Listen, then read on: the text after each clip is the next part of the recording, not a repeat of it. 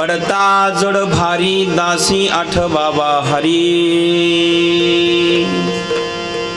मग तो भवू निधीसीन आड घाली सुदर्शन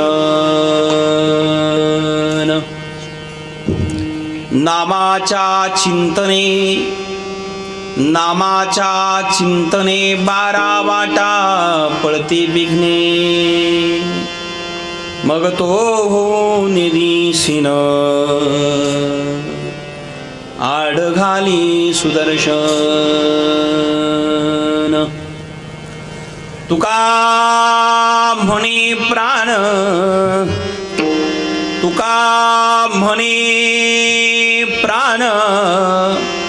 करा देवासी अर्पण मग तो होऊ निधीशीन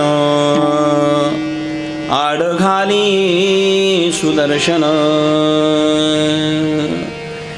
पांडुरंगा करू प्रथम नमन जुरे चरण संतांची ज्यांच्या कृपादानी कथेचा विस्तारू बाबाजी सद्गुरु दास दुखा ओम नमो ज्ञानेश्वरा कृण करारी दयाळा तुमचा अनुग्रह लादोलो पावन झालो चराचरी मी कळा कुशरी काही जनेने बोलतो वचने अति भावे काय का जनार्दनी तुमचा दास त्याची आस पुरवावी मनोजवं मारुत्य तुल्य वेगं जितेन्द्रियं बुद्धिमतां वरिष्ठं वातात्मजं वानिर्युतमुख्यं श्रीरामदूतं शरणं प्रपद्ये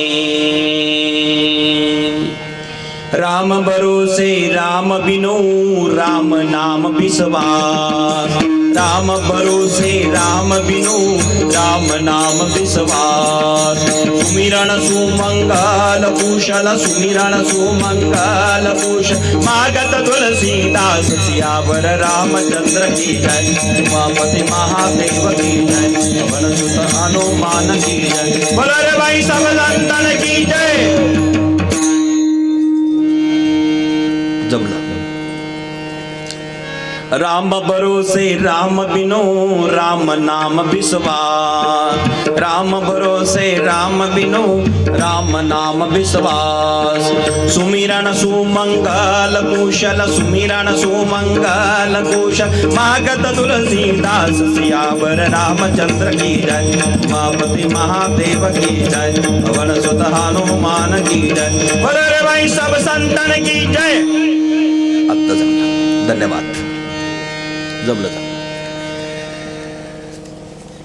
तपोज्ञान वैराग्य भक्ति स्वरूपम सदालंकृतम साधु संन्यास युगम मुख्य वेदांत शास्त्रार्थ नीतिम नमो नारायण गिरिम प्रब्रह्म स्वरूपम गोरक्षे जालिंदर चरपडास्य आडभंग कानी पमछिंद्राद्या चौरंगी रेवानक भरतरी संज्ञा भूम्यान भुवर्ण नवनाथ सिद्ध धन्य धन्य अडबंगनाथा धन्य धन्य अडबंगनाथा तुमच्या चरणी ठेवितो माथा तुमच्या चरणी ठेवितो माथा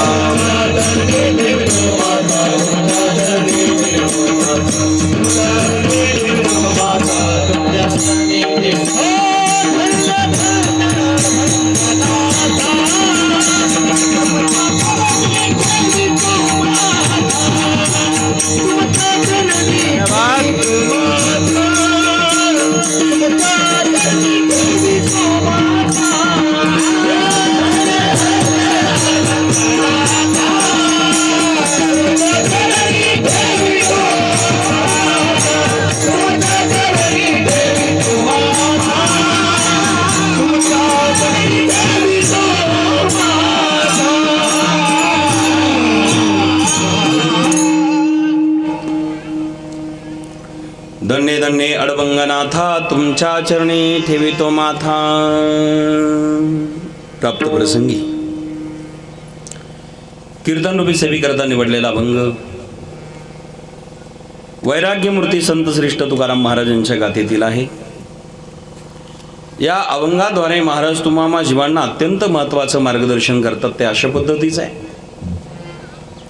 जीवनामध्ये सुखदुःख मिश्रित जीवन तुम्हा आम्हाला प्राप्त झालेले आहेत। आणि सुखदुःख मिश्रित हे जीवन प्राप्त झाल्यामुळे आत्यंतिक दुःखाची निवृत्ती आणि परमानंदाची प्राप्ती व्हावी अशी सर्वांना वाटते.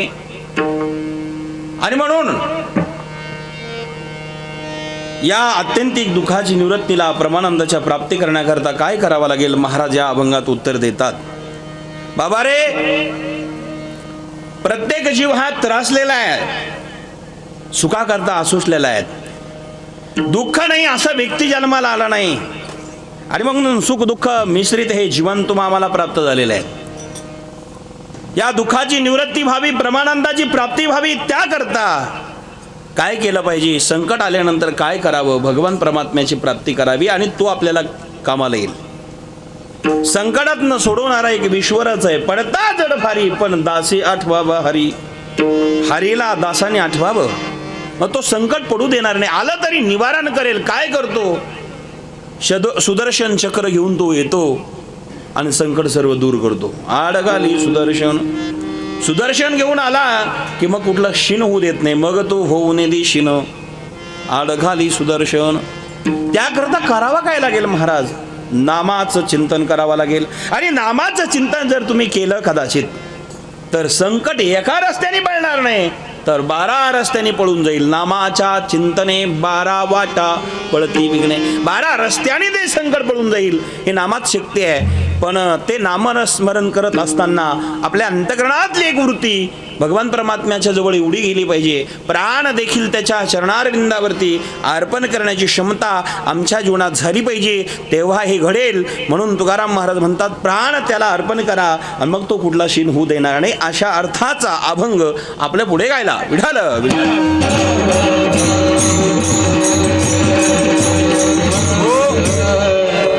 आज या ठिकाणी कैलासवासी हिरालाल दगडूजी कुकलारे साहेब आपल्यातनं गेले. त्यांना जाऊन आज 1 वर्ष पूर्ण झालेलं आहे. आणि तदनिमित्ताने आपण सर्वजण त्यांना आदरांजली अर्पण करण्याकरता इथे सर्वजण जमलेलो आहोत.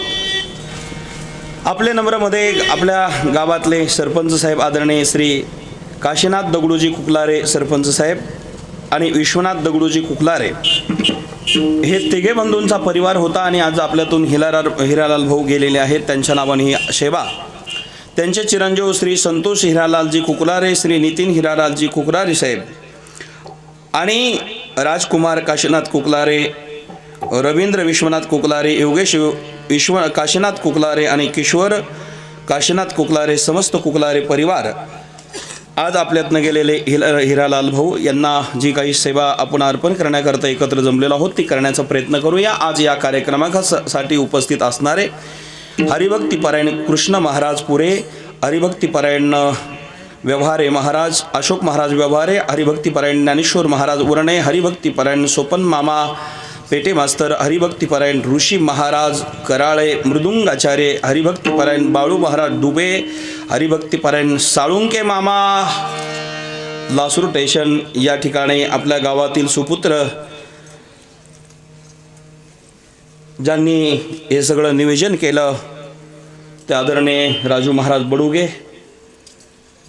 दाढीवाले महाराज, तिकडचे चष्मावाले महाराज, विनयवाले महाराज, इकडचे मामा चोपदार, तिकडचे टाळकरी, उपस्थित असणारे मला नाव ज्ञात नाही पण पूजनीय महाराजजी इथे उपस्थित आहे.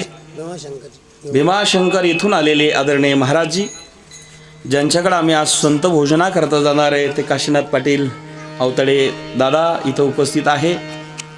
आणि माझ्याबरोबर आले गुलाब तात्या वस्तीवरनं, आपल्या गावातील आदरणीय भाऊसाहेब पाटील अवतडे, चंदिले सर, प्रमोदजी बडुगे, माझ्याबरोबर आले लखनजी आणि धर्मनाथ आणि आपल्या गावातील सर्व ज्येष्ठ श्रेष्ठ मंडळी, गावकरी मंडळी, आदरणीय आमचे अण्णा इथे उपस्थित आहे. सगळेच गावकरी. आता गावातील म्हटलं की मग कोणी राहणार नाही. सर्वांना माता भगिनी पुरुषजन तुम्ही सगळ्यांच्या तोंड परिचयाच्या अपरिचयाच्या तोंड परिचयाच्या माता भगिनी आमच्या बहिणी आल्या आल्या तोंडवून हात फिरवला माझ्या तिकडे गेलो तर वस्तीवर. अंकुश भाऊच्या यांच्या सुरेश भाऊच्या आई सगळेच मंडळी इथे आपण ज्यांची सिस्टीम सुंदर आहे ते आमचे निमशे राजू भाऊ आणि इथे उपस्थित आपण सर्वजण आहोत. सर्वांचे नाम उल्लेख करणं मला शक्य नाही, पण आलेले सर्वांविषयी बरं का चष्मेवाले भाऊ, सगळ्यांना आधी नेते साहेब तुम्ही इथं उपस्थित आहात. आमचे जुने भाऊ, फोटो चालू आहे का आता? हां बरं आहे. फोटोग्राफर म्हणजे सगळे आले इथे, सगळे आलेले सगळ्यांना धन्यवाद. सरपंच साहेब, मी आपली परवानगी घेतो आणि आता मी माझ्या विचाराला प्रारंभ करतो. विठ्ठल विठ्ठल.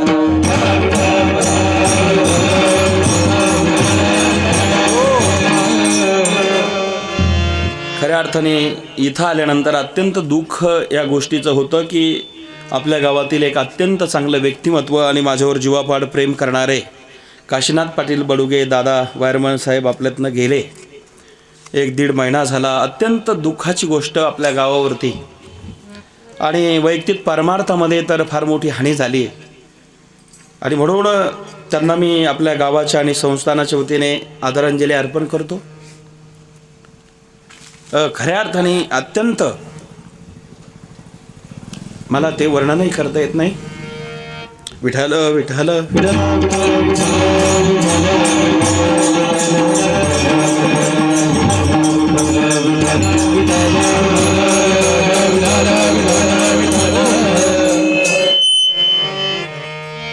फार दुर्दैवाने ती घटना घडली.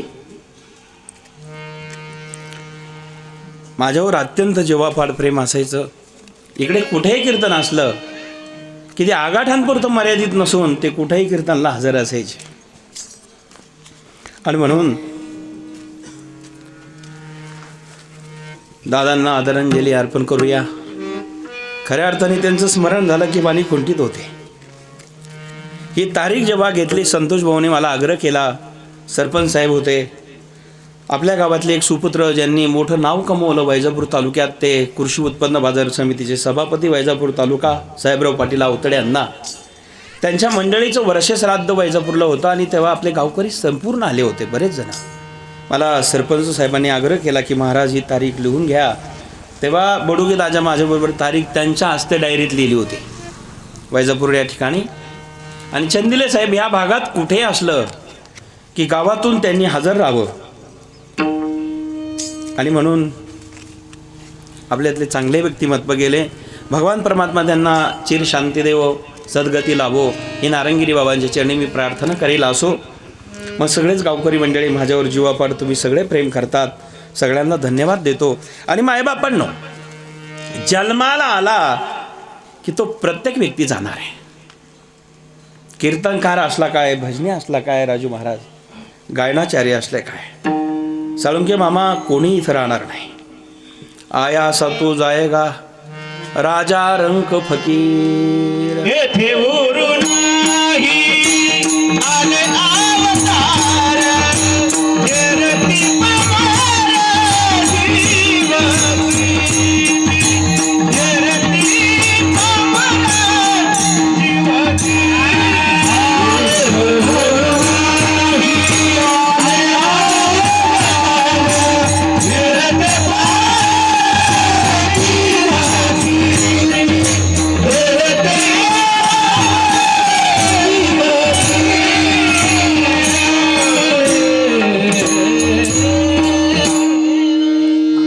येथे उरू नाही आले अवतार, यरती पामर जीव किती. मायबापांनो, मग कोणी आलं की इथून जावं लागतं मामा.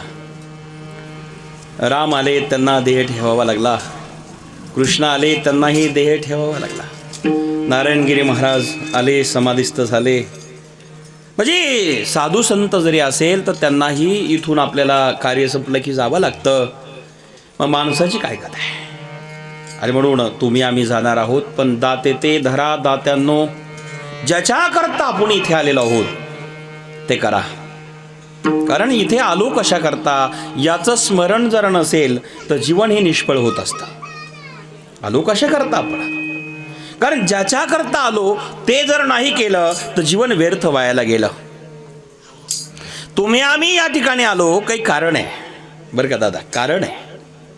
कारण जन्माला आलो ना, हा जन्म जर पाहिला अनुभवला की फार मोठा दुर्लभ आहे. हो, दुर्लभ मनुष्य देहो देहनाम शनमंगुरः, तत्रापि दुर्लभो मन्ये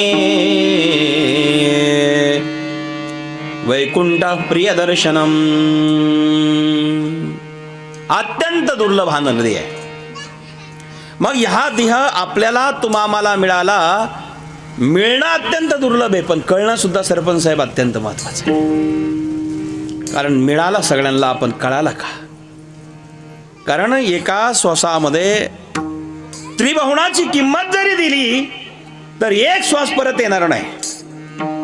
मला वाटतं आता हे पुन्हा कोरोनाच्या काळात हे सांगायची गरज नाही आहे चंदिले सर, पुन्हा सांगायची गरज नाही. कारण ऑक्सिजनसाठी आपण किती बेचैन झालो होतो या 2 वर्षात कळालं आपल्याला.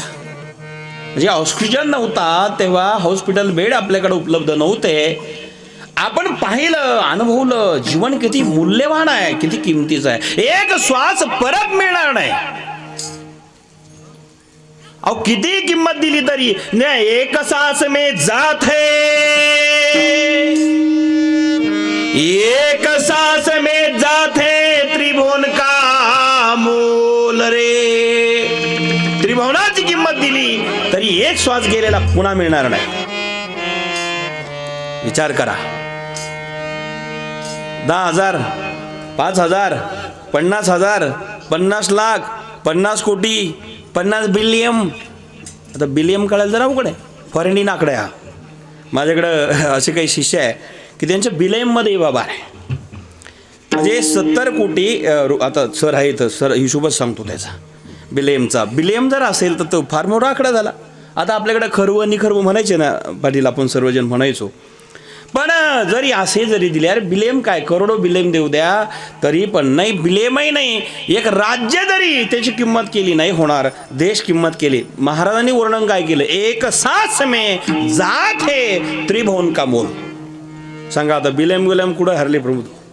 काहीच नाही. तुम्ही बँकेचे अधिकारी आहे, हे कुठे हरले सांगा ना, सांगा ना. आता बिलियन नाही, एक सांस में जात है किती त्रिभुवन का मोल. त्रिभुवनाची किंमत दिली, पुन्हा तो श्वास येणार नाही, एक श्वास येणार नाही. ऑक्सिजन पुन्हा गेला. बरेच लोक ऑक्सिजन वाचून गेले कोरोनामध्ये.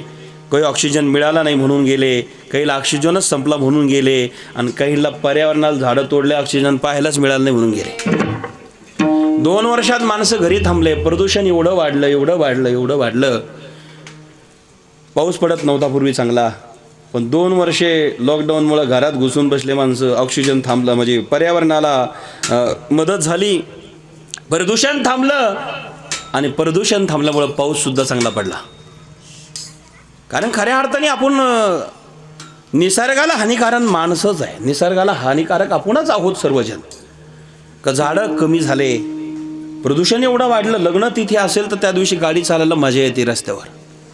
कारण घरून निघालो पण जाऊ की नाही गॅरंटी राहत नाही. कारण प्रत्येक जणाला ओव्हरटेक करायची अभ्यास लागला किंवा इच्छा असते ओव्हरटेक व्हावा. याच्या पुढे तो, त्याच्या पुढे तो, त्याच्या पुढे तो, त्याच्या पुढे तो, असं ओव्हरटेक करत चालत असतो. आणि कधी कधी ओव्हरटेक करता करता काय होईल सांगता येत नाही. माणसं माघार घ्यायला कोणीच तयार नाही. पण खरं सांगू का तुम्हाला, माझं एक वाक्य ध्यानात ठेवा. आज जीवनामध्ये ज्याला माघार घ्यायला जमलं नाही ना, तो पुढं कधीच जात नाही. ध्यानात ठेवा. माघार घेतल्याशिवाय पुढे जाता येत नाही. वाक्य लिहून ठेवा तुम्ही. जाऊ द्या बरं का, आता सगळ्याला पटलं वय. कसं आहे, माघार घेतल्याशिवाय पुढं का जाता येत नाही माझं मनाचं सांगत. बॉलिंग आपण क्रिकेट पाहता की नाही, सगळे खेळताय सगळे. क्रिकेटमध्ये बॉलिंग करायला पुढूनच मारावं लागतं की मागं जावं लागतं, हे तर निदान बोला ना, तुमचं सांगतोय. क्रिकेटमध्ये बॉलिंग चांगली करायची असेल तर त्याला मागे पळत जावं लागतं, मग पुढे फेकावं लागतं. जसं जीवनामध्ये सुद्धा वजाबाकी शिकल्याशिवाय पूर्ण गणित आपल्याला समजत नाही, तसंच आहे. माघार घेतल्याशिवाय पुढे जाता येत नाही. आणि म्हणून कधी कधी जीवनामध्ये आम्ही मागं घ्यायला शिकलो पाहिजे, तेव्हा पुढे जाता येईल. ठोकर लागल्याशिवाय त्या रस्त्याचं काही खड्डे आपल्याला कसे कळणार आहे, दुःख कसं कळणार आहे. ठोकर लागल्याशिवाय पाऊल जपून पडत नाही. म्हणून दुःख आल्याशिवाय सुखाची किंमत कळत नाही. विठाल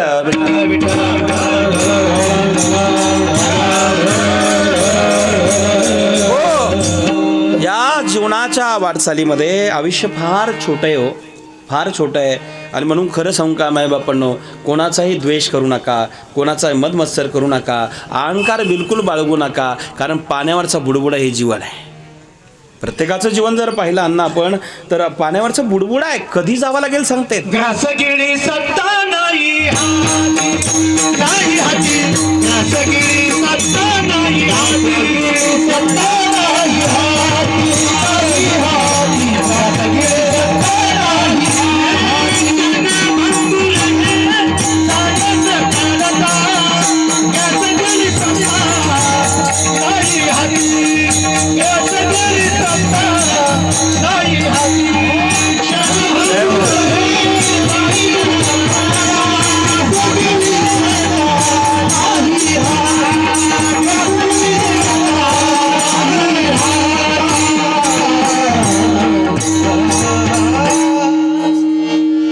घास गिळी सत्ता नाही हाती माय बाप घास गिळी सत्ता नाही हाती घास गिळण्याचा सुद्धा हातात आपली सत्ता नाही. आता याच्या पुढे मी तुम्ही प्रमाण दिलं मी दोहा देतो.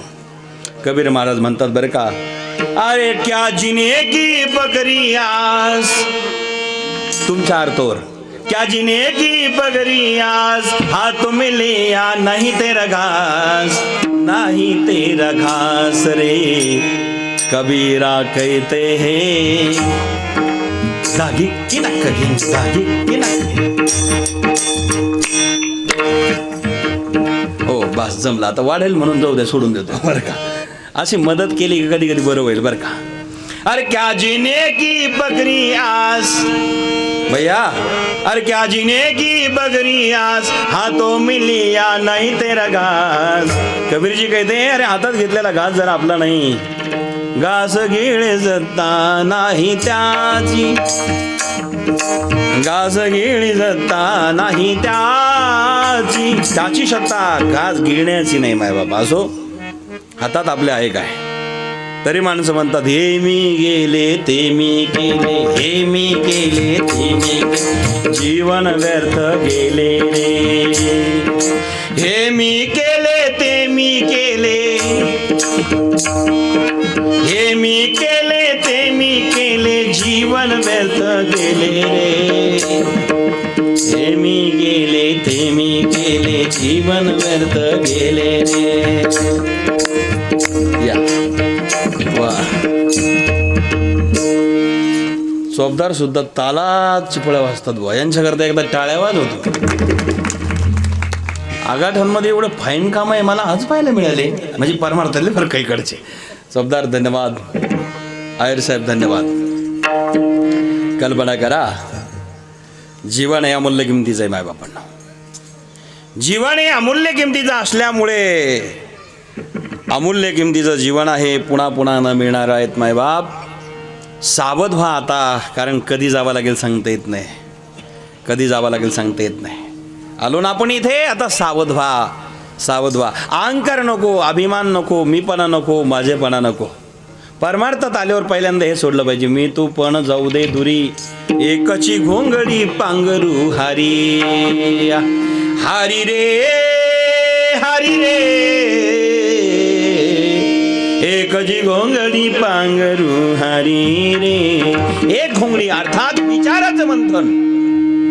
एका विचाराने आम्ही जीवन जगू आणि भरभरून कोरोनाने आम्हाला काय शिकवलं दुसऱ्याला भरभरून प्रेम करा आणि प्रेमानेच लोक जिंका महाराज बरं का. प्रेमाने जग जिंकता येतं आणि शेवटी आपल्या हातात काही नाही. हे सिकंदर राजाच्या जीवनातून आपल्याला पाहायला मिळतंय. जग जिंकायला निघालेला एक सिकंदर जग जिंकण्याकरता निघाला होता. अर्ध जग जिंकूनही झालं होतं पण त्या सिकंदराची इच्छा पूर्ण झाली नाही.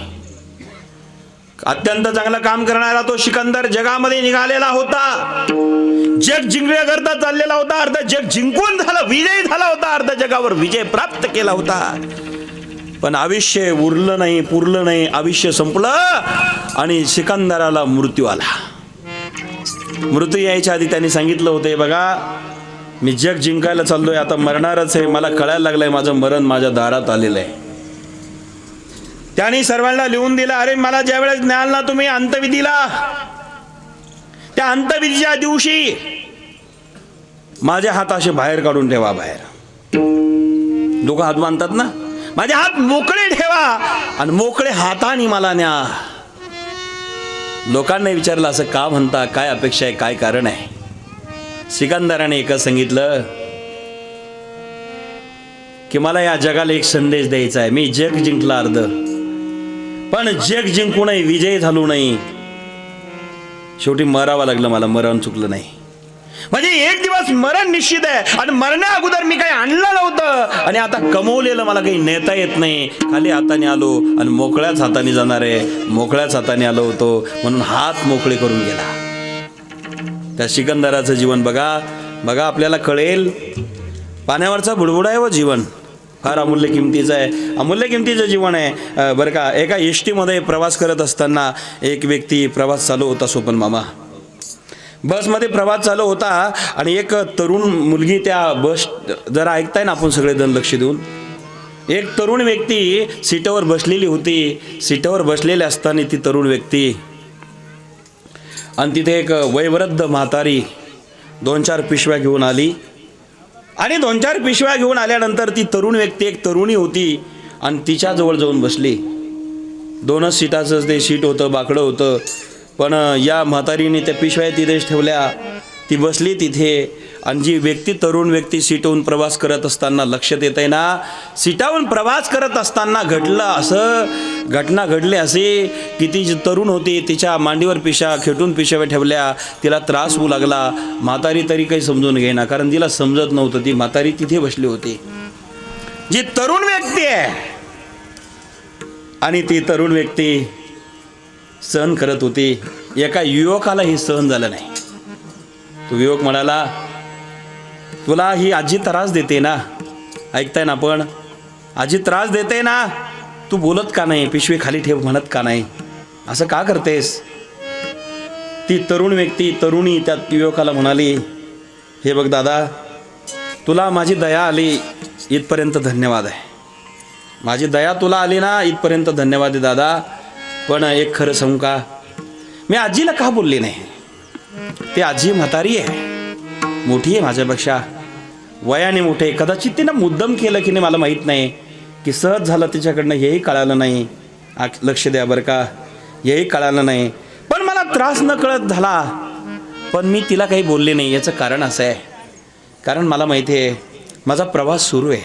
ऐकताय ना आपण, माझा प्रवास सुरू आहे, माझा प्रवास चालू आहे. मला फार काय एस टीमध्ये बसून राहायचं नाही ना दादा. पुढचं स्टेशन माझं आहे, स्टॉप माझा आहे, पुढच्या स्टॉपवर मला उतरायचं आहे आता. आणि म्हणून मी तिला बोलले नाही. याचं कारण एक आहे, मला आता उतरायचं आहे आणि उतरायचं आहे मला माहिती आहे. पुढचा स्टॉप माझा आहे. जरी त्रास झाला असेल, कारण प्रवास फार छोटा आहे आणि प्रवास छोटा असल्यामुळे आता मी तिला काही बोलत नाही आहे. जाऊ दे दादा, तू पण लक्ष देऊ नको, त्रास होतच राहतो. आणि तसंच आहे बरं का, तसंच आहे. ज्याचा स्टॉप आला की त्याला उतरायचं आहे. आयुष्याचा आपला स्टॉप कधी येईल सांगता येत नाही. स्टॉप येणार की नाही? आता बसलेल्यापैकी कोणाची येणारच नाही असं आहे का? आगाठांमध्ये फार पुण्य झालं आणि स्टॉप नाही येणार असं घडेल का अण्णा? नाना तुम्ही पण आले, खरं सांगा, असं कधी होईल का? कधीच नाही होणार. का? कारण आपला स्टॉप येणार आहे. कीर्तनकाराचा येणार, कीर्तन ऐकणारच येणार, वादक गायकाचा येणार, इथे बसलेलाच येणार, इथे नसलेल्याचा स्टॉप येणार. एक दिवस ते निश्चित आहे. का? आणि म्हणून त्या युवतीने काय केलं, त्या म्हातारीकडे दुर्लक्ष केलं. तो त्रास सहन केला, दुर्लक्ष केलं, उत्तरच दिलं नाही. बरं का, जीवनात तुम्हाला मोठं व्हायचं असेल ना चंदिले सर, तर जीवनामध्ये जर तुम्हाला पुढे जायचं असेल, मोठं व्हायचं असेल, तर इतरांच्या तोंडाला न लागता, इतरांच्या तोंडाला तोंड न देता तुम्ही पुढे चालत राहा. एक दिवस तुम्ही पुढे गेल्याशिवाय राहणार नाही. कारण क्रांती ज्याला करायची असेल ना, क्रांती, बरं का, त्यावेळेस तो इथे गुंतून पडत नाही. या मनाला कुठेही गुंतू नका. हे मन फार पवित्र आहे, ही बुद्धी फार श्रेष्ठ आहे, तिला इकडे तिकडे भरकुटून देऊ नका. आपण बुद्धीच्या अधीन होऊ नका, आपल्या अधीन बुद्धी ठेवा. हे ज्ञान तर आपल्याकडे असलं पाहिजे की नाही? इंद्रिय अधीन आपण जायला नको, इंद्रिय आपल्या अधीन पाहिजे, तेव्हा तुम्ही क्रांती करू शकतात की नाही? पण इंद्रियाच्या अधीन तुम्ही जर गेले, कल्पना करा, मी जरा अध्यात्म सांगतोय बरं का, पण तुम्ही सगळे सुज्ञ म्हणून सांगतोय. एक विनंती थोडीशी अशी आहे की आपण थोडंसं पुढे सरका, इकडच्या महिलाही पुढे सरका, म्हणजे मग थोडंसं सरका. विठ्ठल विठ्ठल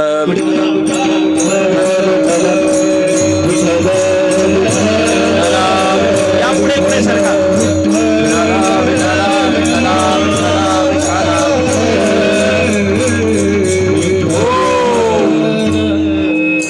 कल्पना करा, मायबापांनो, जीवन हे अमूल्य किमतीचं आहे, अमूल्य किमतीचं जीवन आहे. आणि म्हणून जरा आपण प्रत्येकाने विचार केला पाहिजे. आज मी या ठिकाणी कीर्तन करतोय ना, तर कीर्तन करत असताना पुढच्या वर्षीचं कीर्तन मी करेलच, गॅरंटी आहे का कोणाला? जाऊ दे, माझी नाही, मला तुमची तुम्हाला आहे का? असा एक 100 रुपयाचा स्टॅम्प घ्यायचा आणि लिहून द्यायचं की पुढच्या वर्षी द्वितीय पुण्यस्मरण जर हिरालाल भाऊचं झालं तर मी हजरच राहील. देईन का कोण लिहून? बाकीचे बरेच लिहून घेतो आपण सगळं लिहिता येतं, पण जीवन लिहून देता येईल का? नाही देता येणार. जीवनाचं मूल्य कोणाला कळलं का? जीवन कधी लिहून देता येत नाही आणि ते सांगता येत नाही. म्हणून मायबापांनो आपण विचार केला पाहिजे. आपला स्टॉप जवळ आलेला आहे, आपला प्रवास फार छोटा आहे. दुर्लक्ष करा. एखाद्याने चुकी केली असेल, ऐकताय ना आपण, एखाद्याने चुकी केली असेल, माफ करा त्याला, मला करा माफ, तुम्ही मोठे व्हाल. त्याच्या वादात पडले, नादात लागले की मग तिथे गुंतून राहाल, विकास थांबेल, प्रगती थांबेल. साधू संताला काही लोकांनी कमी त्रास दिला नाही बरं का नाना, अनेक दिला. तुकाराम महाराजांचं जीवनचरित्र वाचा, मंबाजी बुवांनी त्रास दिला, रामेश्वर भट्टांनी त्रास दिला. ज्ञानेश्वरांचं चरित्र वाचा, ज्ञानेश्वरांना सामान्याने विद्वानातले विद्वानांनी त्रास दिला. ब्राह्मण समाजात जन्माला आलेले ज्ञानेश्वर महाराज समाजातून वाळीत टाकलं. परमार्थाला लागल्यानंतर त्रास सहन करायचं जो शिकतो ना, त्याचंच कल्याण होतं आणि तोच विजय प्राप्त करू शकतो. जो त्रासाला घाबरतो, त्रासाला कंटाळतो, तो कधीच विजय होत नाही, कधीच क्रांती करत नाही. कुठलंही जीवनचरित्र वाचा. अरुणगिरी इथपर्यंत कीर्तनकार व्हायला खूप त्रास घेऊनच महाराज व्हावा लागला असेल. मला 30 वर्ष लागली तेव्हा महाराज झालो, नाही तर आपल्या गावातच होतो ना. जर इथंच राहिलो असतो तर कुठेतरी वरकिनी टाकले असते. आजही दुसरं काय केलं असतं, ह्या काय क्रांती केली असते. आज महाराष्ट्र भारताभर ज्याचं नाव गेलेलं आहे, मला वाटतं माझं नाव जर महाराष्ट्र भारतात गेलं असेल तर हा स्वाभिमान तुम्हा सर्वांना असला पाहिजे. कारण मी तुमचा आहे, ध्यानात ठेवा, तुम्ही माझे आहे. कारण हा आपला स्वाभिमान आपल्याला असला पाहिजे. आज मी माझ्या जन्मभूमीत कीर्तन करतोय, मला एक वेगळा आनंद आहे. माझ्या औरंगाबादला रामकथेला चंदिले सर आणि ताई आल्या होत्या. परवा सोलंके मामा होते आणि साहेब पण होते, चव्हाण साहेब होते, बडुगे भाऊ होते. माळेवाड्याला रामकथा झाली माझी. माळेवाडा आहे ना इथे आपला औरंगाबादच्या तिथे. त्या गावात अशी एक घटना घडली. 50 वर्षाचा सप्ताह होता. किती मामा? 50 वर्षाची परंपरा. पण त्यांनी महाराष्ट्रातले सगळे कीर्तनकार आणले, पण कीर्तनाला फक्त 200 ते 250 लोक यायचे. फार मोठा कीर्तनकार आणला तर 200 लोकांनी फार झालं. मंदिराच्या बाहेर जातच नव्हते, म्हणजे भरतच नव्हता. आणि मग 50वा सुवर्ण उत्सव कथा माझी त्यांनी घेतली. कीर्तनही होते, कथाही होते. आणि नेमकी कथा अशा टायमाला ठेवली का लोक झोपायच्या टाईम राहतो, दुपारी ठेवली 2 ते 5. आता जेवण केलं म्हणजे दुपारी विश्रांती असते, अशा टायमाला कथा ठेवली. कारण माझं देवस्थानही अडबंग आहे आणि मला लोकही अडबंगच भेटतात. कथा दुपारी ठेवली. पहिल्या दिवशी मी त्या गावात गेलो, तुम्हाला पटणार नाही, पण जे आलेले आपल्या गावातले लासूरचे बरेच मंडळी आले होते, त्यांनी पाहिलं. पहिल्या दिवशी मी राजू महाराज गेलो तिथे. मला किती लोक स्वागताला असले पाहिजे बरं? किती असतील? गुंजाराम भाऊ नाही, बरोबर ना? शांताराम भाऊ. किती लोक असले पाहिजे? किती असले पाहिजे तात्या? किती असले पाहिजे? विचार करा. लोक फार नव्हते, लोक जास्त नव्हते. एकच माणूस आला होता अध्यक्ष कार्यक्रमाचा.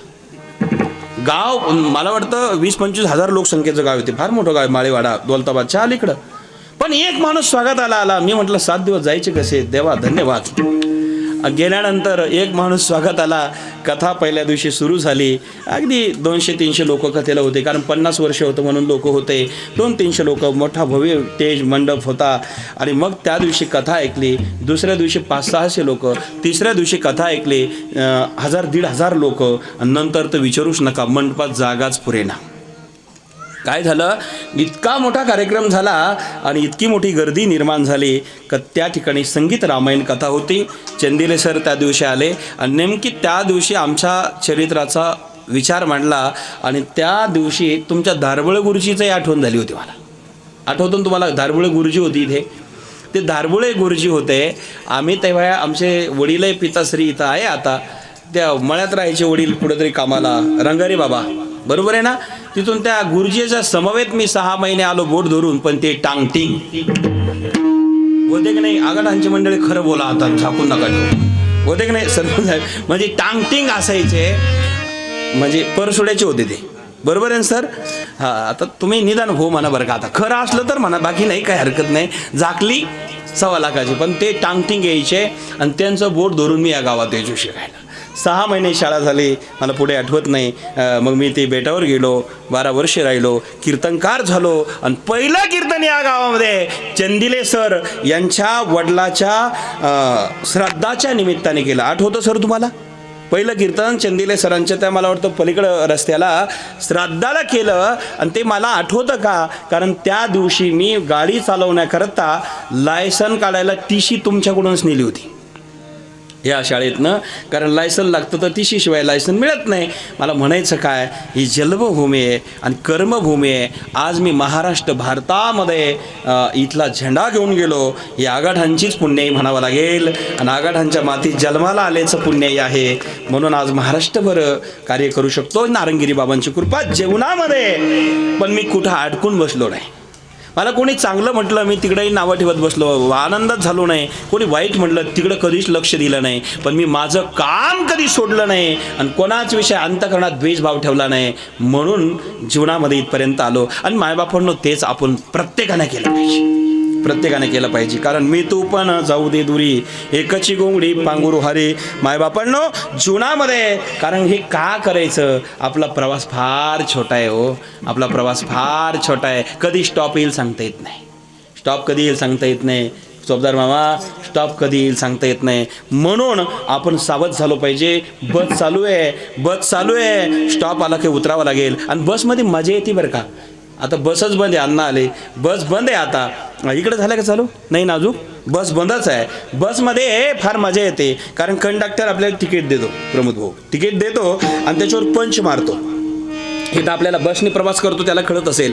पंच मारला की पंच मारल्यानंतर घडना घडती काय, पंच मारला की किती किलोमीटर अंतर असेल त्याच्यावरनं, आणि त्या तिकीटवर एक लिहिलेलं असतं बघा, 1 2 3 4 5 6 असं 9पर्यंत लिहिलं असतं. इकून 9पर्यंत तिकून दोन्ही बाजूला मग अंतर असं तो ॲडजस्ट केलेला असतो. 2.5 किलोमीटरचा एक टप्पा असतो आणि तिथून ते तिकीट म्हणजे तुम्ही म्हणशाल तिकडे अभ्यास केला का तुम्ही हसायला लागले. म्हणजे कल्पना करा ते आहे की नाही. ते तिकीटचा पंच मारला की किती किलोमीटरला तिकीट वाढतं कमी होतं, म्हणजे ते उतरलं जातं. आणि ते तिकीट पंच झालं की मग तुम्हाला जोपर्यंत तिकीट पैसे दिलेले आहे तोपर्यंत बसता येतं. आणि मग जर तिकीट संपलं आणि तुम्ही बसलेत, तिकीट हातात असलं, चेकिंगवाला आला तर त्याच्यावर खाली लिहिलेलं असतं बघा, 1 2 3 4 9पर्यंत इकडची बाजू 9पर्यंत लिहिलेलं असतं. आणि खाली लिहिलेलं असतं ऊ, परत असतो मू आणि परत असतो ऊ. नसल पडत तर तिकीट काढून वाचून घ्या, मग सांगतो बरं का. कल्पना करा, वरती एक पासून 0पर्यंत आठवतं ना आपल्याला. कल्पना करा ते झाल्यानंतर घटना घडती काय, आणि मग खाली पहिला ऊ, दुसरा मू आणि पुन्हा ऊ. असं काय असतं, कारण पहिला ऊ तिकीट संपल्यानंतर सांगतो उठ, असं सांगतो. पहिला ऊ काय करतो, तिकीट संपलं की तो पहिला ऊ म्हणतो उठ. तिकीट संपलं, उठ म्हटला नाही उठला तर दुसरा मूळ सांगतो अरे मूर्खा. म्हणजे लक्ष देतं का तुमच्या, तो लिहिलेलं त्याच्यावर असतो. पटत नसेल तर तुम्ही वाचून घ्या चोपदार मामा बरं का. पहिला ऊ म्हणतो उठ, दुसरा म्हणतो उठ मूर्खा, आणि तिसरा ऊ म्हणतो उठ मूर्खा उतर. तिकीट संपलं.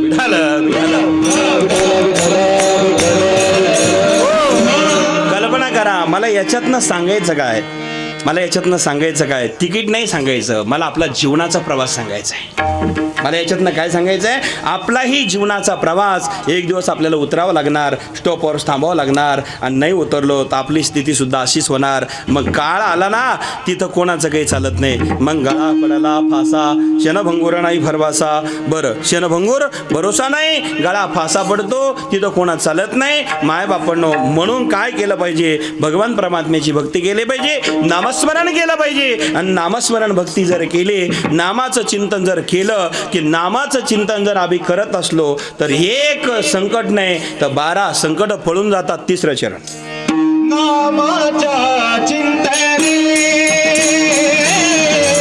नामाच्या चिंतने, नामाच्या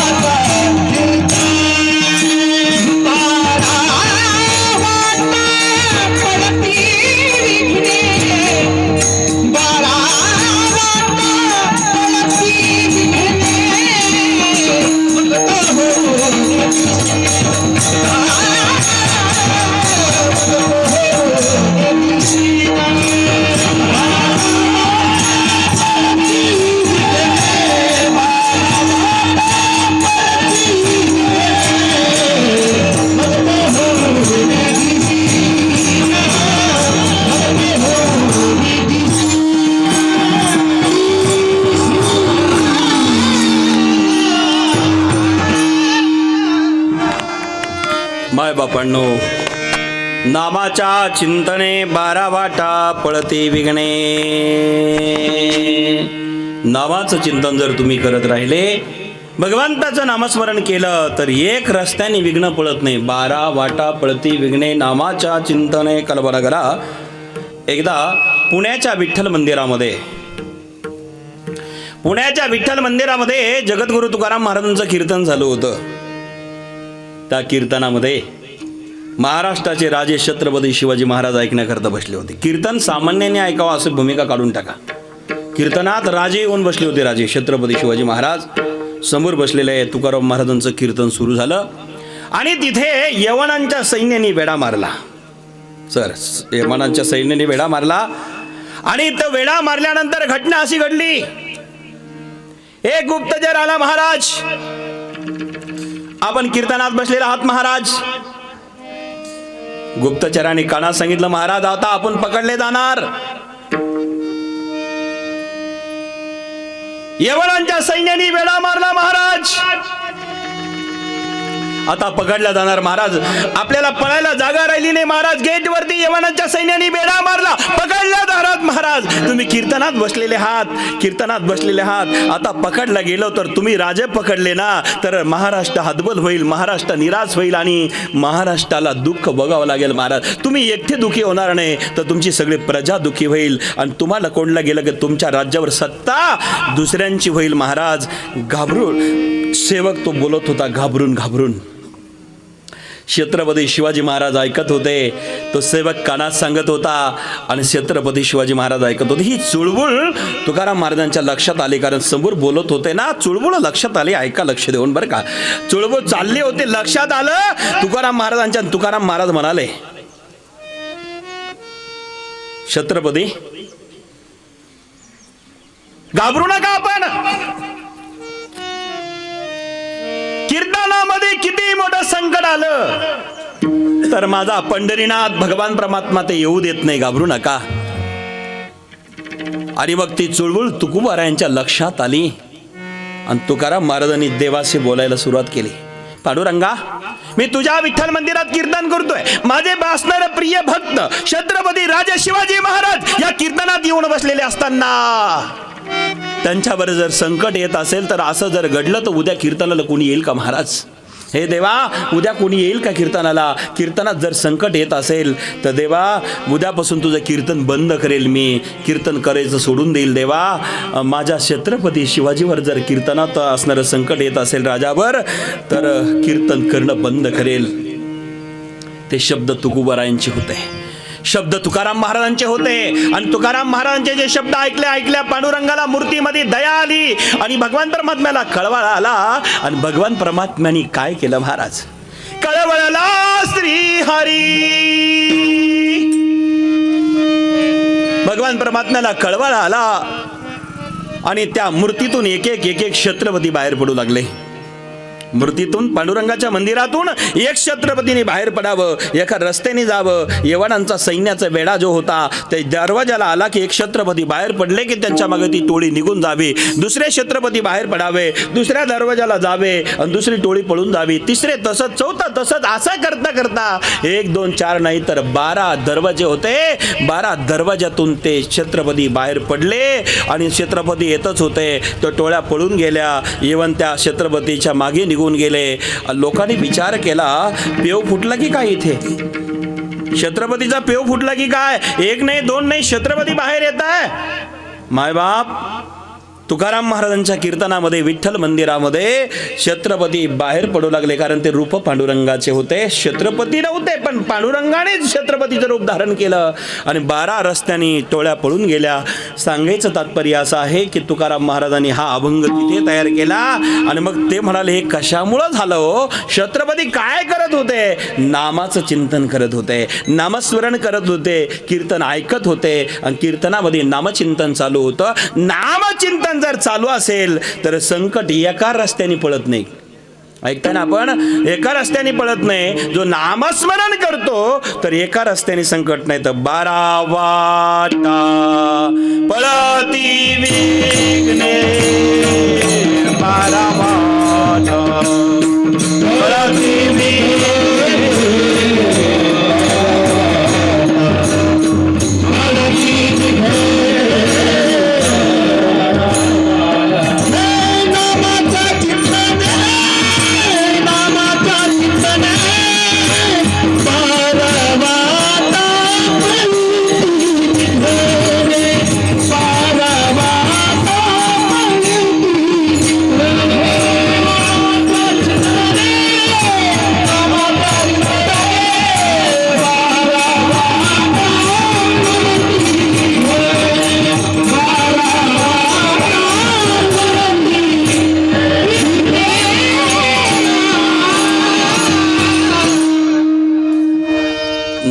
नामाच्या चिंतने 12 वाटा पळते विघ्ने.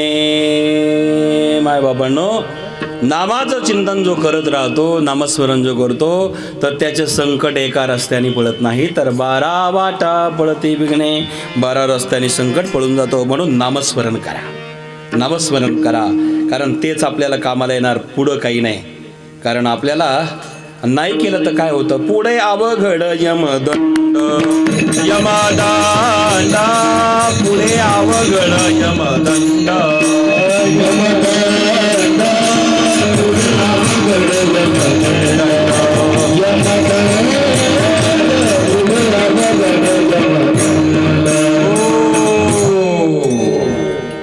नाही जर नामस्मरण केलं तर पुढे अवघड यमदंड. मग यमदंड घेऊन येतो, काय करतो, मारी ती तोडी ती झोडी ती निष्ठुर, मारी ती तोडी ती झोडी ती निष्ठुर, यमाचे किंकर बहुसाल चाल, यमाचे किंकर बहुसाल. ते करतात. मग जर नाही केलं, नामस्मरण नाही केलं तर काय होतं, मारी ती तोडी ती जोडी ती निष्ठुर, मारी ती तोडी ती जोडी ती निष्ठुर. ते करतात आपल्याजवळ, मग त्यांना दया येत नाही, नाही त्या यमासी करुणा. विचार करा, यमाला दया येत नाही, मग तिकडं नादी लागायचं नाही. नाहीतर मग नाही नामस्मरण केलं तर मग महाराज म्हणतात, यमाचा पाहुणा प्राणी होय.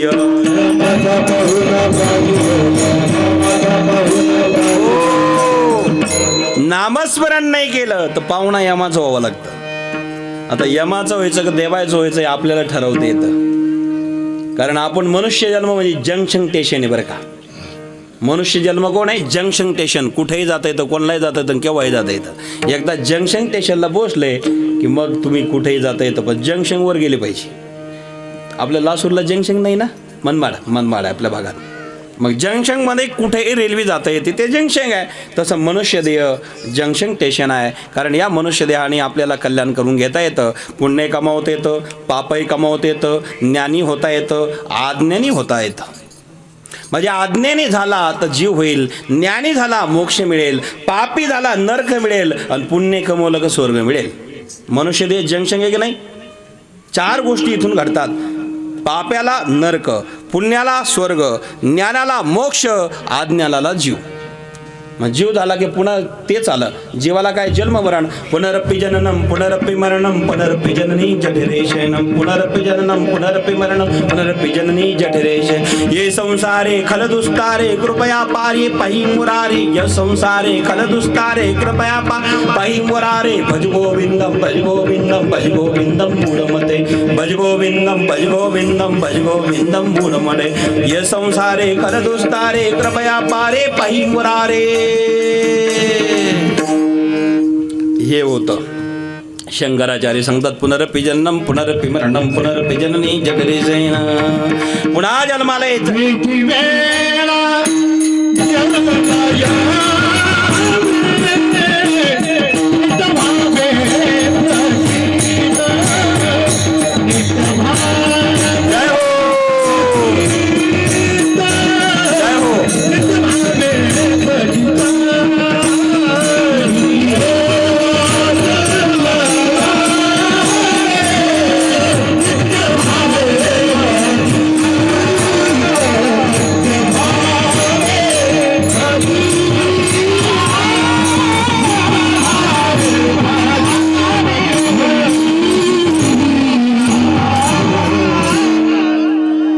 किती वेळा जन्म यावे, किती भावे फजित. मायबापांनो, किती वेळाला जन्म यायचं, पुन्हा मरायचं, पुनरपि जन्म. म्हणून आम्ही आलो जन्माला, तर आता नामस्मरण करा. का करायचं नामस्मरण, का करायचं, आम्हाला तिथे कामाला येणार आहे. करहारी भक्ती परलोकी येईल कामा, करहारी भक्ती परलोकी येईल कामा, करहारी भक्ती परलोकी येईल कामा, करहारी भक्ती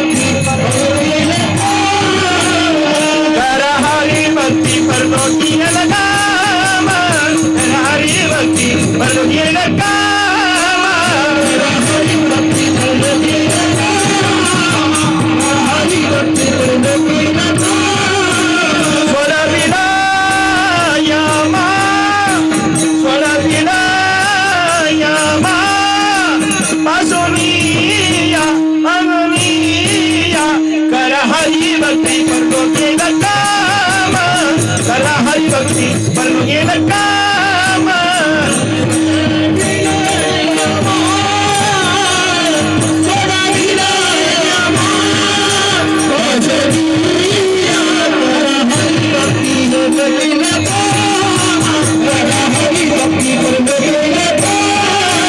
करा हरी भक्ती परलो गेलं काम गोमदीना यमा पासोनिया करा हरी भक्ती परलो गेलं काम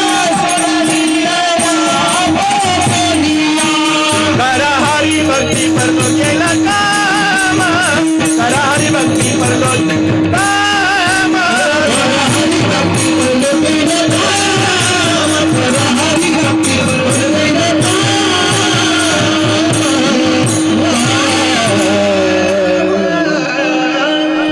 बाय बापांनो, हरिभक्ती करा, हरिभक्ती करा, करा हरिभक्ती, परलोक येईल कामा. परलोकामध्ये ती कामाला येणार आहे. काय कामाला येईल महाराज? आम्ही धन कमवतो ना, सर्वजण पैसे कमवतो, इष्टिक कमवतो, ऐश्वर्य कमवतो. कशासाठी? आम्हाला ते कामाला आलं पाहिजे, दुःखामध्ये त्या धनाचा सदुपयोग झाला पाहिजे म्हणून धन कमवतो. तसं ज्ञानरूपी धन, पुण्यरूपी धन तेही आम्ही कमवलं पाहिजे आणि ते आम्हाला तिथं कामाला येणार आहे. आणि खरं सांगू का तुम्हाला, हे जे जर धन कमवलं भीतीच नाही महाराज, नाहीतर बाकीचे धन किती कमावा भीतीच आहे. जास्त इष्टिक झाली ती इन्कम टॅक्सची भीती. आता तर 30% मोदी साहेबांनी कामाला लावून टाकलं सगळ्यांना. जे 1 कोटीपर्यंत कमवतं 30 लाख गेले, 30 लाख गेले. 1 कोटी ज्याच्याकडे उत्पन्न आहे त्याचे 30 लाख द्यावे लागतात. शेतकऱ्याला नसेल, हे कदाचित शेतकऱ्याला नसेल, पण जे अधिकारी आहे IT क्षेत्रात फार आहे. काल माझं पुण्यामध्ये, मी 4-5 दिवस पुणा सातारा तिकडे होतो. पुण्यात भागात त्या तिकडे कार्यक्रमाला असल्यामुळे पुण्यामध्ये आमचे अविनाश भांबरे साहेबांनी मला सांगितलं की महाराज, मला जगामध्ये हे सगळं काम चालू आहे, अनेक देशात त्यांचे कामं आहे, माझी संस्थांची विश्वस्त आहे. पण त्यांनी सांगितलं महाराज, पण 1 कोटीमधून 30% द्यावे लागतात, म्हणजे 30 लाख द्यावे लागतात. पण चांगलं केलं म्हणले, कारण केंद्र सरकारकडे आज पैशाला कमी नाही. का राजा जर श्रीमंत असेल, आपला देश श्रीमंत असेल, तर कोरोनासारख्यावर मात मिळवता येईल. नाहीतर वॅक्सिनसारखे आज फ्री चालू आहे ना सगळं. मला सांगा, 250-250 रुपयाची वॅक्सिन पूर्ण देशातल्या लोकांना जर फ्री द्यायचं असेल ती इतकी सोपी गोष्ट नाही. असं होते, राजकारणाचं मला बोलायचं नाही, फक्त देशाचं आहे, आपल्या देशाचं आहे. आणि आपल्या देशामध्ये जे चाललं आहे त्याचं कौतुक केलं पाहिजे. कारण तो टॅक्स गेला, मग राज्य शासनाला जाऊ द्या किंवा केंद्र शासनाला, त्यांच्याकडे गेला की त्या माध्यमातून रस्ते होतील, त्या माध्यमातून देश विकास होईल. सरकार कोणाचंही असू द्या, पण देश आपला आहे, राज्य आपलं आहे आणि आपण देशाचे, हे विसरून चालणार नाही मायबापांना. म्हणून माझा मुद्दा असा आहे इथे की हे सगळं करत असताना आपल्याला कमवलं की कामाला येतं की नाही, माझा मुद्दा इथे आहे. धन असू द्या कामाला येईल, ज्ञान असू द्या कामाला येईल, पद असू द्या कामाला येईल, पण पुण्य असलं की ते इथे कामाला येतं आणि तिथे येतं. बरं, कधी? परलोक येईल कामा, करा हरिभक्ती, परलोक येईल कामा, सोडविल यमापासून, यमापासून सोडवेल, परलोक पुण्य कामाला येईल. आणि म्हणून ते पुण्य आम्हाला इथं कामाला येतं, संसारात कोणीच कामाला येत नाही. पुण्य करायचं असेल, नामस्मरण करावं लागेल, देवाचं नाव घ्यावं लागेल. नाही घेतलं तर इथले लोक आपल्याला किती त्रास देतात याचं उदाहरण आपलं सांगत नाही, 5000 वर्षापूर्वीची घटना एक सांगतो तुम्हाला, ती सगळ्यांना माहिती आहे बरं का. 5000 वर्षापूर्वी कौरव पांडव आपल्याला जन्माला आले आणि कौरव पांडवांनी जन्माला येऊन काय क्रांती केली. पांडव हे सत्यवादी होते, कौरव हे जरा दुराचारी होते. त्या कौरवांनी पांडवाला एवढा त्रास दिला, त्यांचं राज्यही घेतलं आणि शेवटी दूध किरण्यामध्ये हारल्यानंतर पांडव द्रौपदीला सभेमध्ये नको तू त्रास द्यायचा प्रयत्न केला. आपल्याला सर्वांना माहिती आहे, कौरव पांडवाची कथा माहिती आहे, कारण दूध किरण्यामध्ये पांडव हरले होते. का दूध खेळावं धर्मराजा, त्याला एक कळत नव्हतं का. पण विनाश काळ आला की चांगले माणसं बिघडतात. काळ जर विनाश आला ना महाराज, चांगले माणसं बिघडायला वेळ लागत नाही. काळ चांगला आला तर बिघडलेले माणसं सुधारायला वेळ लागत नाही. ऐकताना आपण कल्पना करा, तो धर्मराजा त्या ठिकाणी दूध खेळतोय. तो धर्मराजा बहुपुण्य रासी, का दूत खेले दुर्योधनासी, हारोनिका निकांता केली उपाधी विनाश कालेन विपरीत बुद्धी विनाश कालेन विपरीत बुद्धी. बाप विनाश काळ आला की माणसाला विपरीत बुद्धी सुटते. किती चांगला माणूस आमचा, माणसाचा दोष नाही, काळ तो वाईट आहे. कधी कधी चांगल्या माणसाकडनं वाईट काम होतं. धर्मराजासारख्याला दूध क्रीडा खेळायची इच्छा व्हावी सामान्य गोष्ट नाही. कारण तो काय होतं, तो धर्मराजा बहु पुण्य राशी, तो धर्मराजा बहु पुण्य राशी. पुण्याची रास त्याच्याकडे भरपूर पुण्य आहे, पण का द्वैत खेळे दुर्योधनासी. काय झालं परिणाम, हरोनी कांता पत्नी हरोनी कांता केली उपाधी. का केले हो, कशामुळे झालं, विनाश कालेन विपरीत बुद्धी. विढाल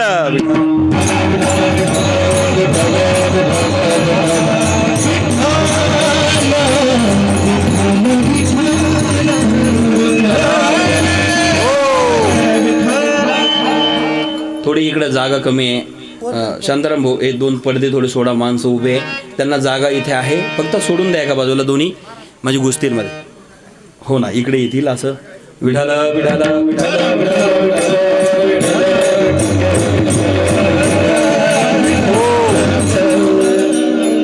जे बाहेर उभे असतील, इकडे जागा आहे, इकडच्या बाजूला जागा आहे उभे असणारी. या विढाला विढाला विढाला विढाला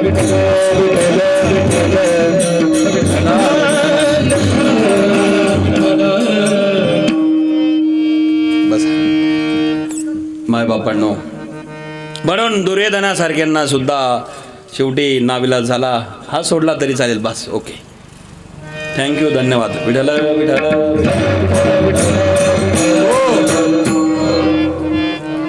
काय सांगत होतो मी, कीर्तन.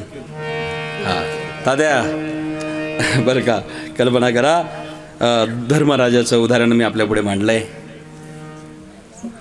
फार दिवसांनी भेट झाली शरद साहेब, सगळे मंडळी आता गावातले भेटले, बरं झालं. हे एक एक भेटले ना गेटरे साहेब, मला जुन्या आठवण जागृत होतं बरं का. नाना, तुम्ही तिकडे भेटले की मला जुना मला आठवतो ते पाणी भरायचं. दादा मला दादा भेटले ना तर आम्ही त्या मळ्यात राहायचो ना, दादा येता जाता मला भेटायचे आणि आजोबाला रामराम करायचो मी. आजोबा माहितीच नाही, लहानपण. बरोबर आहे दादा, देशाला जाताना. आता हे अण्णा बोला ना तुम्ही आमच्या अण्णा, तर कल्पना करा. तर असो या सगळ्या गोष्टी, आता आपले सगळे मंडळी घरचे आहे, मी तुमच्यातूनच इथून घडून तुमच्या सेवेला पुन्हा हजर आहे. असो, माझा मुद्दा पुन्हा वाढेल. माझा मुद्दा इथे आहे की तो धर्मराजा पकोदे महाराज, तुम्हाला माहिती आहे ना माझी जन्मभूमी, नसेल तर आता झाली असेल ना. बिडाला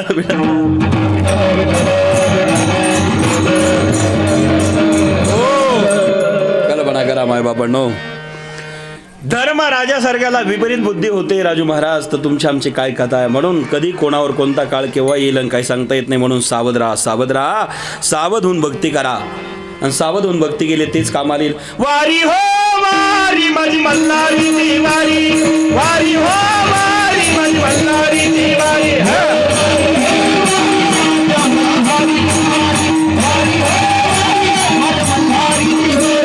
वारी हो वारी माझी मल्हारी ती वारी, वारी हो वारी माझी मल्हारी ती वारी.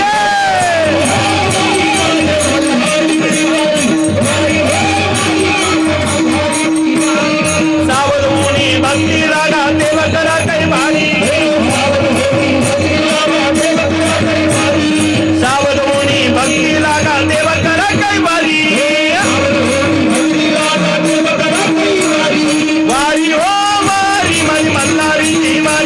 वारी हो वारी माझी मल्हारीची वारी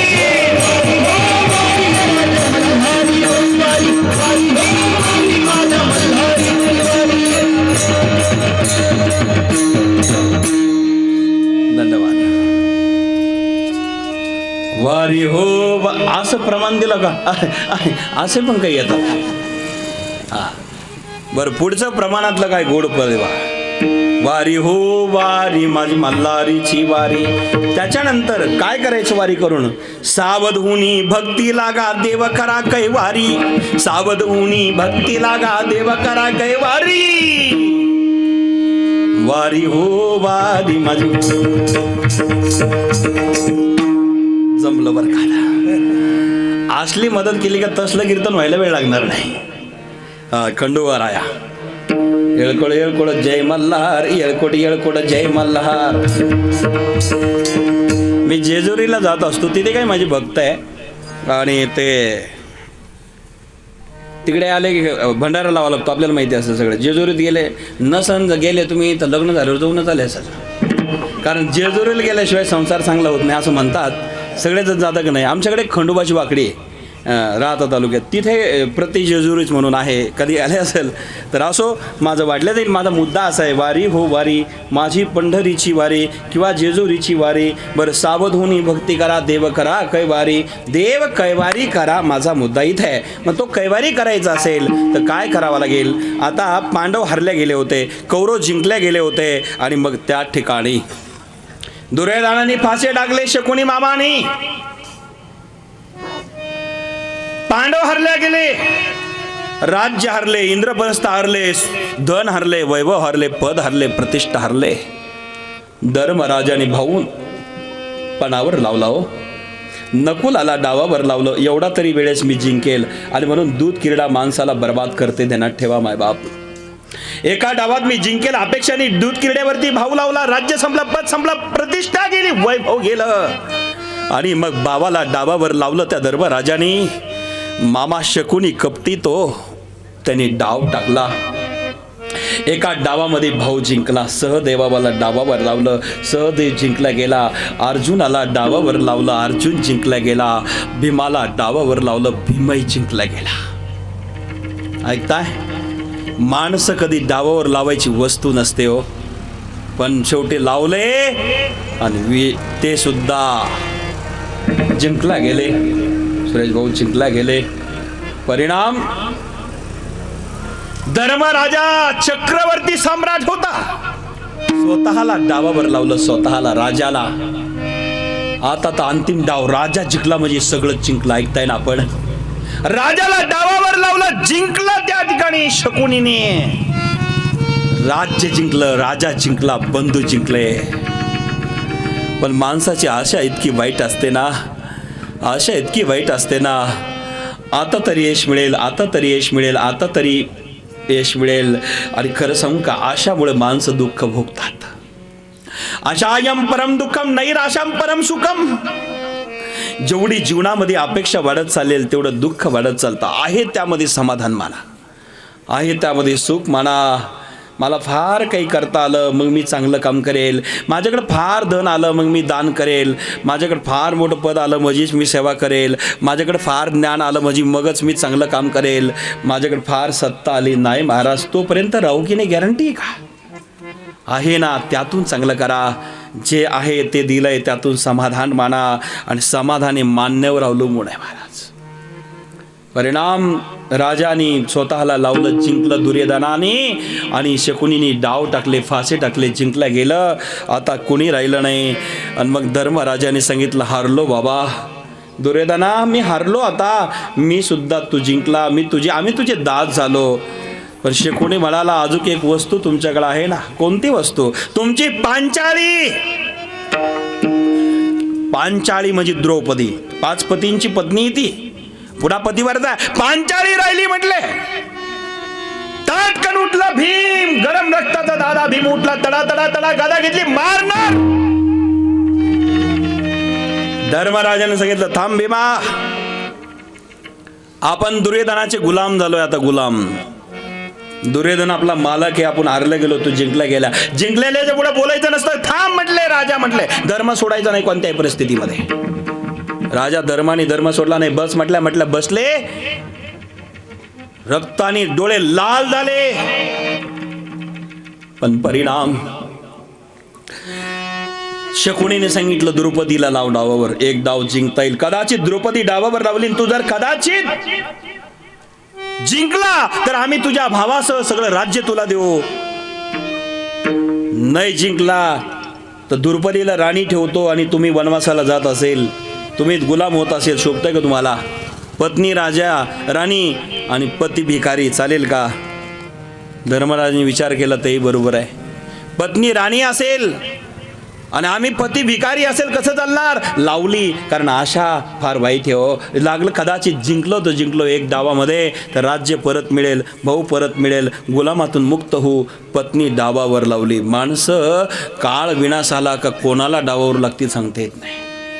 आता कलियुगात असे काही कृत्य करणारे घडले असेल तर वाईट मानू नका, आपण लय सामान्य आहे. एखादा थोडाफार पाप करत असेल त्याला तिरस्कार करू नका. एखाद्याकडनं चुकी झाली असेल नका तिरस्कार करू. त्या चुकीची क्षमता पचवण्याची तुमच्यात ठेवा आणि चुकी माफ करण्याची क्षमता ठेवा. तो सुधारल्याशिवाय राहणार नाही. ही दया ज्याच्या अंतःकरणात असते तो सगळ्यात मोठा झाल्याशिवाय राहत नसतो.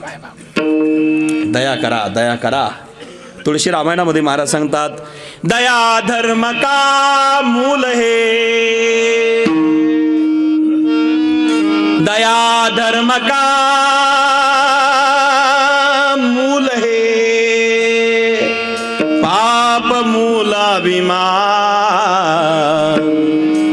दया धर्म का मूल है, पाप मूल अभिमान. तुलसी दया न छाड़िए जब तक घट लग प्राण. तुलसी दया न छाड़िए जब तक घट लग प्राण. तुलसी दया न छाड़िए जब तक तुलसी दया आए. दया धर्म का मूल है, पाप मूल अभिमान. दया धर्म का मूल है, पाप मूल अभिमान. तुलसी दया न छाड़िए जब तक घट लग प्राण.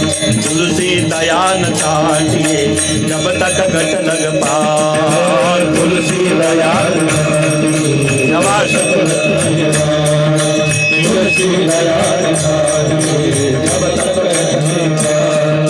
माय बापांनो, दया इथपर्यंत करा, दया करत राहा. दया ही धर्माचं मूल आहे. मूल जेवढा काही धर्म असेल त्याचं मूल काय आहे? दया आहे. तुळशीदास सांगतात 400 वर्षापूर्वीच्या हिंदी भाषेमध्ये, दया करणं धर्म आहे. जेवढे काही धर्म आहे जगातले त्यापैकी मुख्य दया आहे. दया धर्म का मूल है, मूल है. पाप मूल अभिमान, पाप मूल अभिमान. पाप हे अभिमान आहे. किती कोणी असू द्या, आणि दया सोडू नका. कुठपर्यंत? तुळशीदास स्वतःला म्हणतात, तुलसी दया न छाड़िए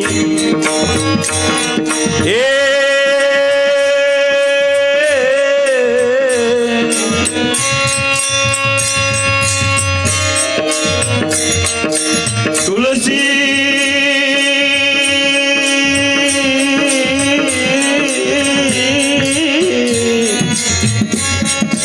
स्वतःच्या मनाला उपदेश तुळशीदास करतात. महाराज जी, आप समझते हिंदी या मराठी? आप मराठी समझते कि हिंदी समझते? दोनों समझते. भीमाशंकर से आए हुए महाराज, आपको बहुत बहुत धन्यवाद. तुलसीदास कहते हैं, भाई आपने अंतःकरण में दया जब तक छोड़ मत, क्योंकि गठलक प्राण है. तुलसी दयान छाड़िए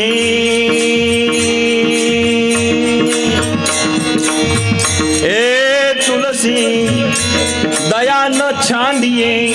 कुठपर्यंत महाराज?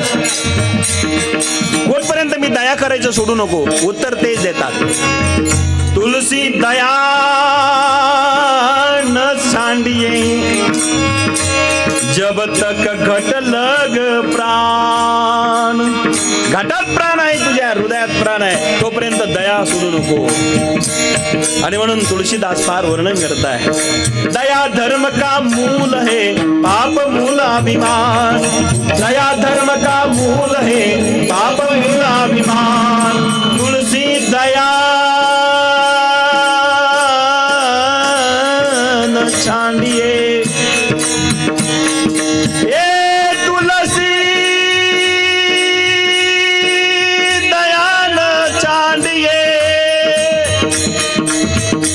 जब तक घटलग प्राण. प्राण तुझ्या घटामध्ये आहे तोपर्यंत सोडू नको, कारण जगातला हा सर्वात मोठा धर्म आहे. म्हणून दया करा, दया करा, दया करा. धर्म राजा जिंकला गेला, हरला गेला आणि द्रौपदीला पणावर लावलं. आणि माय बापांनो, एक डाव टाकला शकुनीने आणि आता द्रौपदी जिंकली. पहिले पांडव हरले होते, आता पत्नी हरले गेली, राज्य हरलं गेलं सगळं. कल्पना करा. दुर्योधनाने आवाज दिला, दुशासन जी भैया, जाओ उस पांचाली को भर सभा में खींच करके लाओ. पांचालों को सभा में बुला करके लाओ. माय बाप, परिणाम असा झाला, द्रौपदीकडे दुशासन गेला. दुर्योधन ने कहा जाओ उस पांचालों को बुला करके लाओ. गेला आणि सांगितलं, हे द्रौपदी, हमने तुझे जीता है और मेरे भैया दुर्योधन ने तुझे बुलाए, चलो मेरे संग सभा में. द्रौपदी कहती है, देखो दुशासन, तूने मेरा नाम लिया है, मैं तेरी बड़ी भाभी हूं. अरे भाभी मां समान होती है दुशासन, फिर भी तुमने मेरा नाम लिया है, मैं क्षमा करती हूं तुझको, मैं तुझको क्षमा करती हूं. जाओ, लौट के नहीं आऊंगी मैं. पण अन्यायाच्या अधीन गेलेले माणसं कधी काय करतील सांगता येत नाही.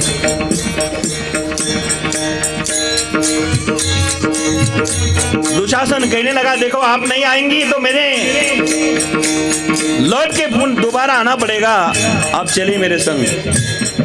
द्रौपदी कहती है, नहीं नहीं आऊंगी, क्योंकि मैं रजस्वला हूं, मैं एक वस्त्रानी हूं, मैं एक वस्त्र पहन चुकी हूं और रजस्वला हूं. 4 दिन तक मैं समाज में नहीं आ सकती, बिलक कर दिया मुझे, मैं रजस्वला हूं, नहीं आऊंगी. दोबारा लौट के आया दुशासन. कहा, भैया वो पांचाली सभा में नहीं आती.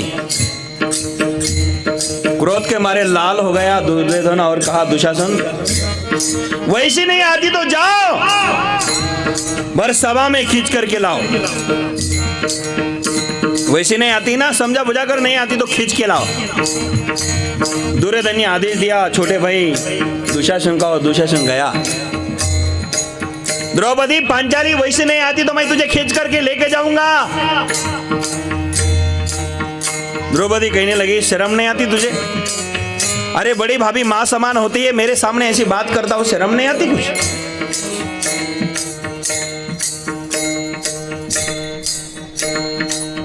दुशासन ने कहा, देखो शर्म बिरम की बात छोड़ दो. अरे तू हमारी दासी हो गई है और दासी में ले जाने की क्या शर्म होती है? हम राजा लोग हैं, तुम हमारे दास दासी हो गए. दासी को कहाँ भी ले जाए तो क्या दिक्कत होती है जी? मैं आपको लेकर जाऊंगा. नहीं आती है तो मैं बाल पकड़ के खींच के लेके जाऊंगा. बाल पकड़ लिए, द्रौपदी के बाल पकड़े और खींच के लेने लगा. खींच के लेने लगा बाल पकड़ करके. आणि विचार करा, माय बापाने विचार करा. केस धरले हो द्रौपदीचे, केस धरले, केस आपल्या भाषात, आणि केस वडीत वडीत निघाली घेऊन. द्रौपदीला वडीत वडीत. अन्याय करावा किती करावा, दया करावी किती करावी, अन्याय करणारा दुर्योधन दुशासन, पण दया करणारे पांडव. कोणताही प्रसंग आला तर त्या ठिकाणी धर्मराजाने दया सोडली नाही. का? प्राण आहे तो गटामध्ये तोपर्यंत दया सोडायची नाही. दया धर्म का मूल है, पाप मूल अभिमान. तुलसी दया न छाड़िए जब तक घट लग प्राण, तुलसी दया न छाड़िए जब तक घट लग प्राण.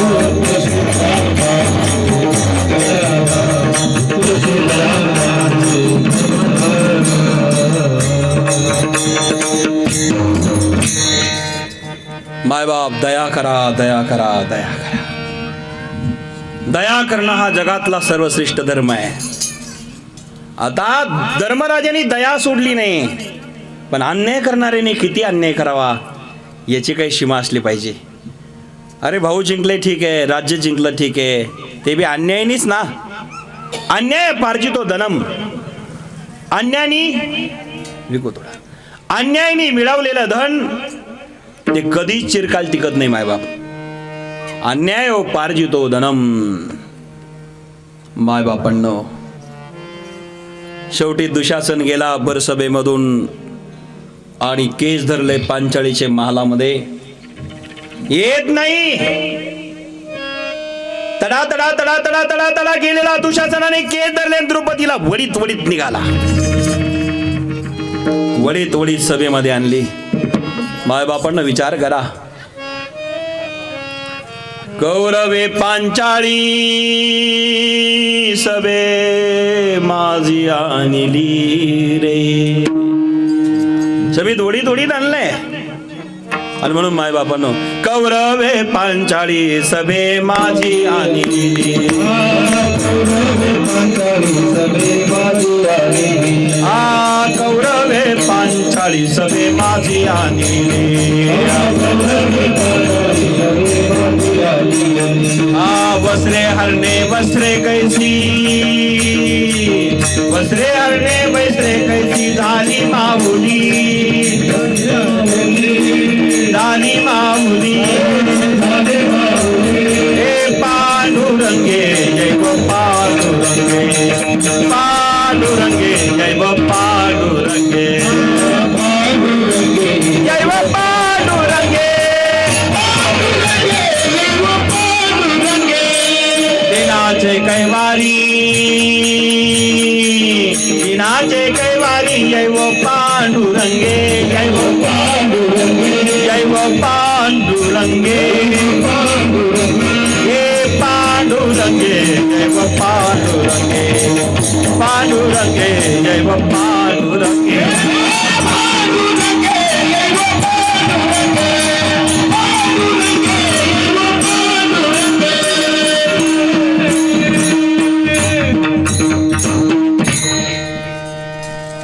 सभेत वडीत वडीत वडीत वडीत द्रौपदीला आणलेला आहे.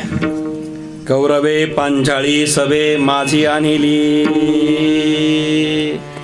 आणि मग काय केलं महाराज? वस्त्रहरण करायला सुरुवात केली. वस्त्रहरण सुरुवात करणार तितक्यामध्ये द्रौपदीने कोणाकडे पाहिलं? राजाकडे पाहिलं. राजाकडे. राजाश्रय मिळेल मला, राजाश्रय. कोण राजा? सासरा. राजा कोण आहे? द्रौपदीचा सासराच आहे ना, धृतराष्ट्र. आंधळा आहे तो, सक्का नाही, चुलत आहे, सावत्र. पाहिलं राजाकडे. अरे राजा, मामाजी मामाजी मामाजी, हे मुलं माझ्यावर अन्याय करतात तुझे, मला वाचव यातनं. पण तो आंधळा धृतराष्ट्र पुत्रमोहाने व्याकुळ झालेला, त्याला काही नीट दिसणार आहे, ज्याला बाहेरचे डोळे नाही, ज्याला आतले डोळे नाही. हा डबल आंधळा होता. काहीला दोनच आंधळे असतात, डोळे नाही ते आंधळे, अज्ञानाचे आंधळे. याला डोळेच नव्हते ना, जन्मातच डोळे, दृष्टी नाहीये. त्या धृतराष्ट्राने खाली मान घातली, काही बोलत नाही, नाही ऐकले म्हणे केलं.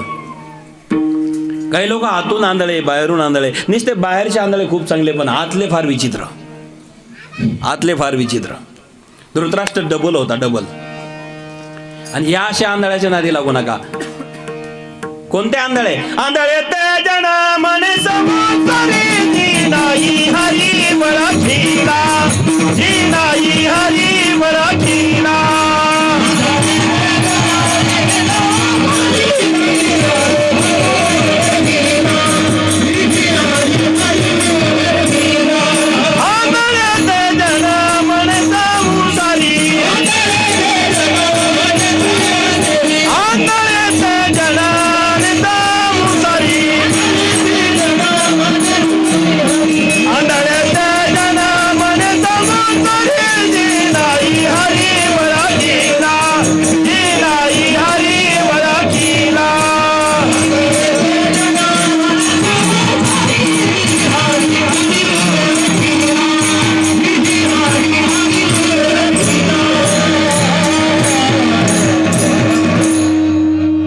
कोणते आंधळे? तर हे आंधळे ज्यांनी हरी ओळखला नाही, देव ओळखला नाही, ज्याला देव कळला नाही, ज्याला संत कळले नाही. बरं का महाराजजी, ते आंधळे. आंधळे ते जन मने संसारी, सगळे नाही.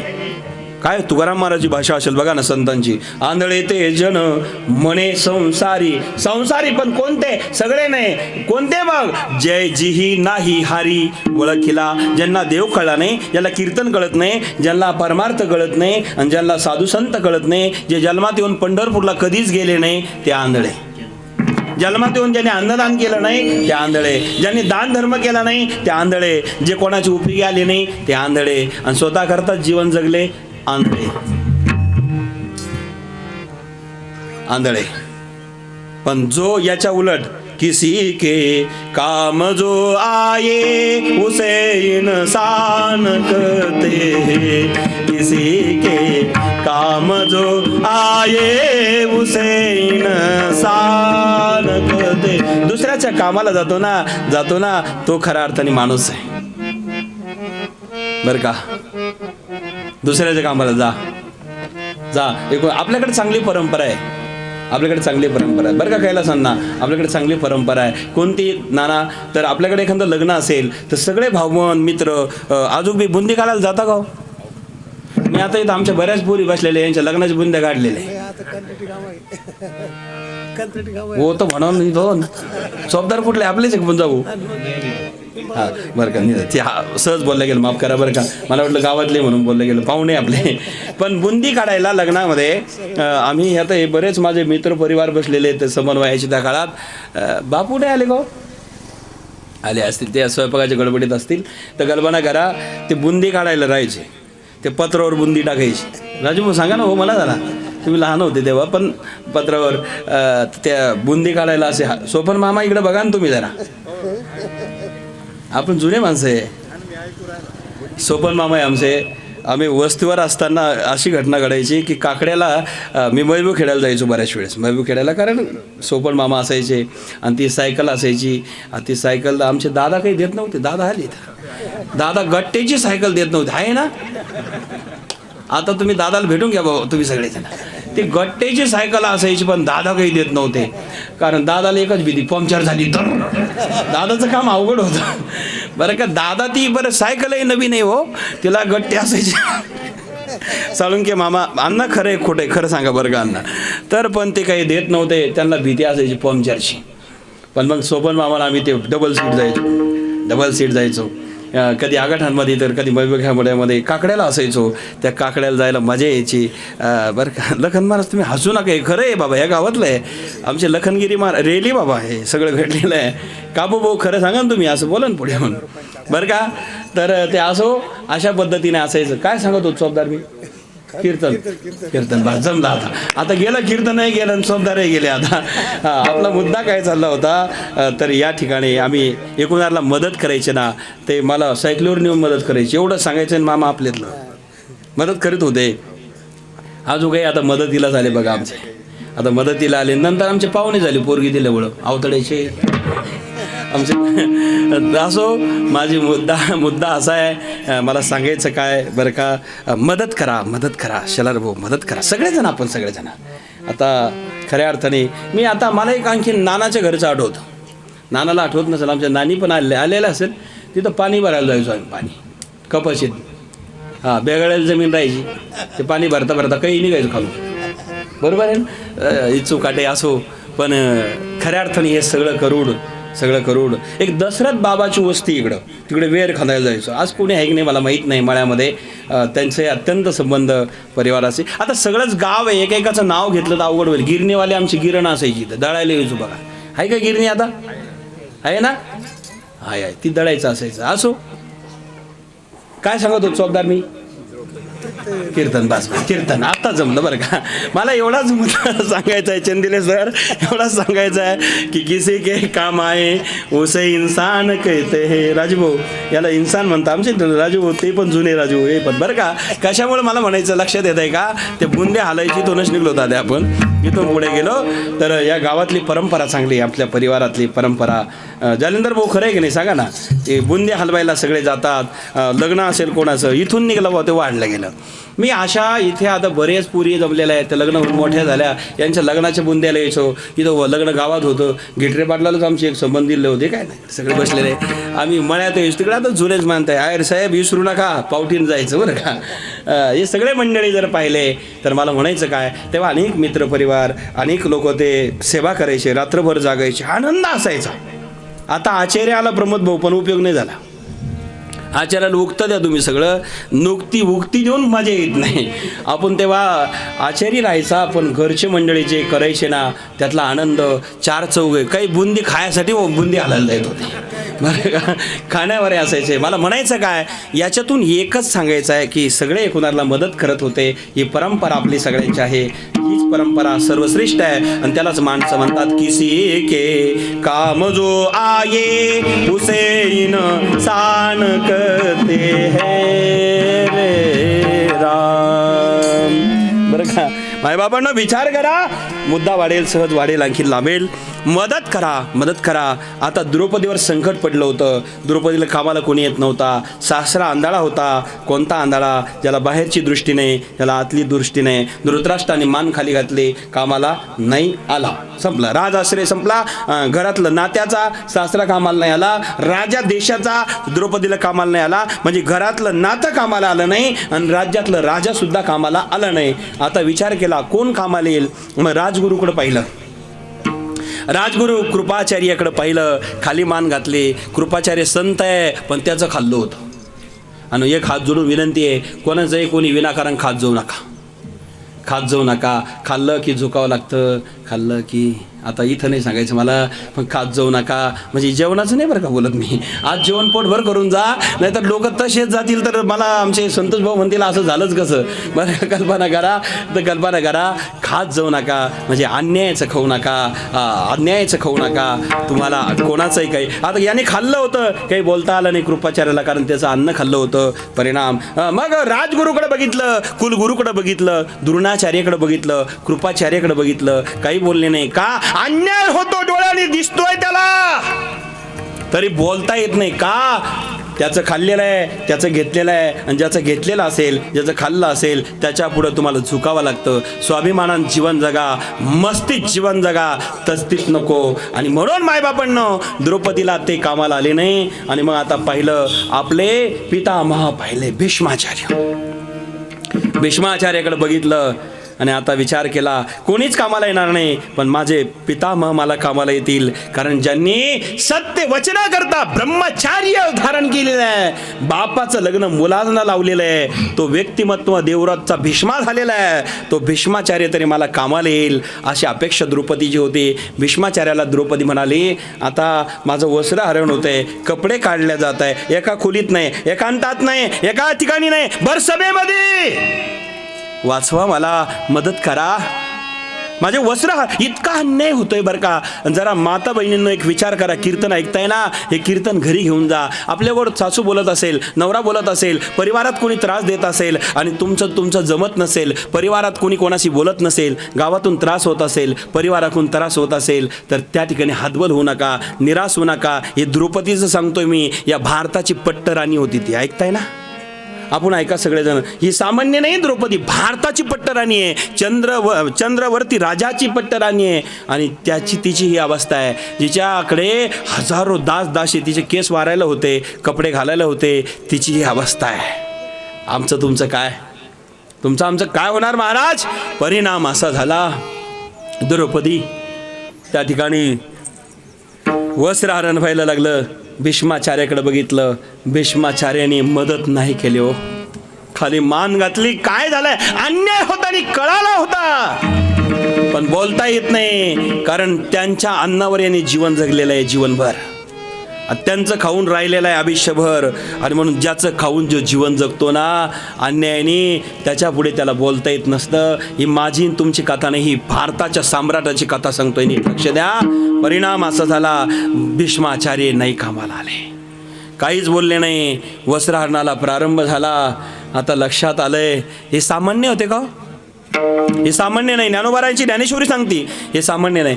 एक एकाचे मनोव्यापारे, हे विश्वाची होये संवारे, हा कृपाचार्य न पुरे एकलाची. ऐकताय आपण? कोणे होय? सामान्य नाही. एक एकाचे मनोव्यापारे, हे विश्वची होये संहारे, हा कृपाचार्य न पुरे एकलाची. कृपाचार्य विश्वाचा संहार करण्याची ताकद आहे, शक्ती आहे. मग कृपाचार्य जर असे असेल तर द्रोणाचार्य कसे? मग द्रोणाचार्य जर असे असेल तर भीष्माचार्य कसे?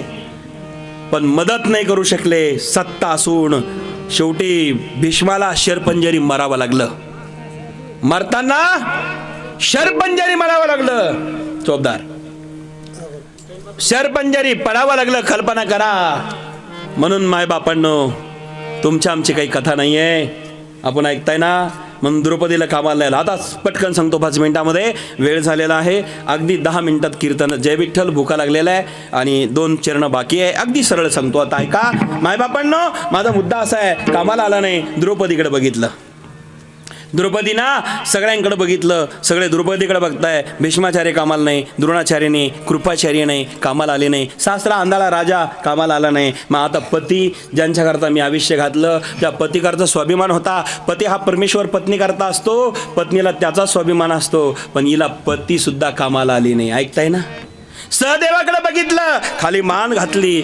नकुलाकडे बघितलं, खाली मान घातली. अर्जुनाकडे बघितलं, खाली मान घातली. का हे सगळेजण गुलाम झाले होते. नाही पती कामाला आले, नाही पती. अर्जुन सामान्य का? एका बाणातनं हजारो बाण मारायचे, एक बाण सोडायचं आणि हजारो तयार व्हायचे. हे बॉम्ब बीम आता तयार झाले ना, ही शक्ती तेव्हा पांडवाकडे होती. अणुबॉम्ब, हायड्रोजनिक बॉम्ब, ही विविध प्रकारचे बॉम्ब, ही शक्ती होती. पण अर्जुनने खाली मान घातली. का? गुलाम झाले. आणि मग भीमाकडे बघितलं, त्याला सहन झाला नाही. अन्याय होतं माझ्याबद्दल, उठणार. धर्माने सांगितलं खाली बैस, आपण दास झालेलो आहे, मालकापुढे आवाज वाढवायचा नसतो, दास आहे. खाली मान घातले. धर्मराजाने खाली मान घातली. आता ऐका, द्रौपदीला राजा कामाला नाही, सासरा कामाला नाही, गुरु कामाला नाही, त्या ठिकाणी आजोबा कामाला नाही. शेवटी लक्षात आलं, आता माझे पती कामाला येईल.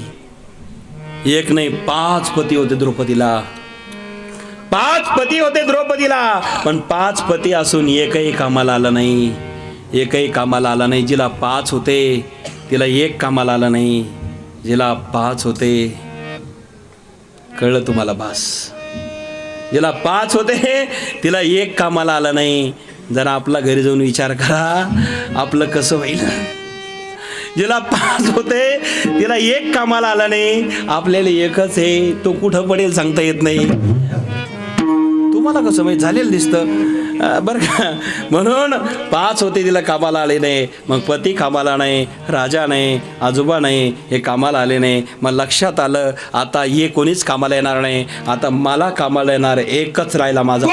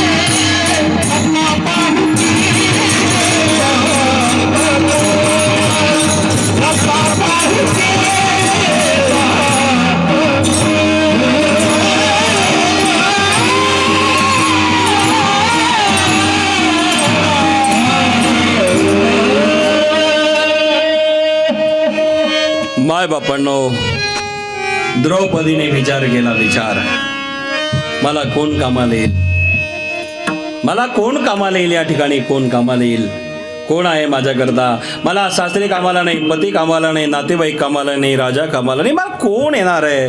मग अंतःकरणात एकच विचार आला, त्याच्याशिवाय मला कुणी कामाला यायचं नाही. मग त्याला द्रौपदी म्हणते, बाबा तेरे बिन मेरी कवन खबर ले रे, तेरे बिना मेरी कवन खबर ले. गोवर्धन गिरधारी,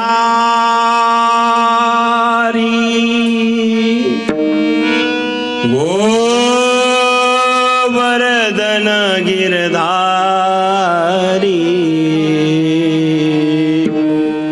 तेरे बिना मेरी कवन खबर ले. गोवर्धन गिरधारी, तेरे बिना मेरी कवन खबर ले. गोवर्धन गिरधारी, धाव रे लवकरी कृष्णा, धाव रे लवकरी, धाव रे, धाव रे लवकरी कृष्णा, धाव रे लवकरी. संकट पडले भारी आले, विघ्न तुनी वारी.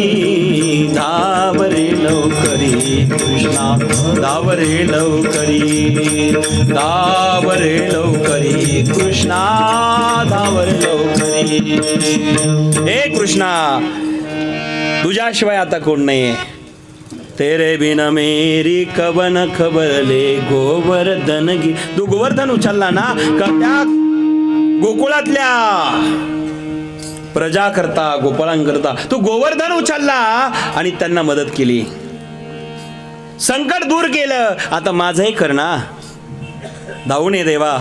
तेरे बिन मेरी कवन खबर ले. गोवर्धन गिरधारी कृष्णा, धाव रे लवकरी. संकट बडले काळी, अरे तू आमूचा कैवारी. आमचा कैवारी तू आहे, आता ये धावून, अशी अपेक्षा केली. आणि मग त्या ठिकाणी येत नाही म्हणून सांगितलं, कोठे गुंतला असे. थोडं लवकर झालं बरं का. द्वारकेचा राया मग आला बरं का तो महाराज. मग रागवले, का रे कुठे होता तू, इतका वेळ आला का नाही.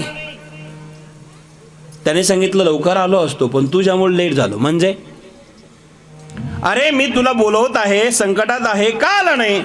त्याने सांगितलं, तुझ्यामुळेच आलो नाही. म्हणजे तू बोलला काय, तू बोलली काय मला, काय काही नाही. तू मला बोलवलं, पण बोलवल्यानंतर काय म्हटली, कोठे गुंतला असी द्वारकेचा राया. मला द्वारकेचा राजा म्हटले. आणि मग राजा म्हटल्यामुळं मला इथंच होतो तुझ्याजवळ, पण मला द्वारकेत जावं लागलं. राज कपडे घालावे लागले, राज वैभव घालावं लागलं, टोप घालावा लागला, मुकुट घालावा लागला, रथात यावं लागलं आणि रथात बसून तुझ्याकडे आलो. ऐकता का. कारण मी तुझ्याजवळच होतो. देव आपल्या जवळ असतो बरं का, पण आपण त्याला लांब पाठवत असतो. हे आपलं अज्ञान.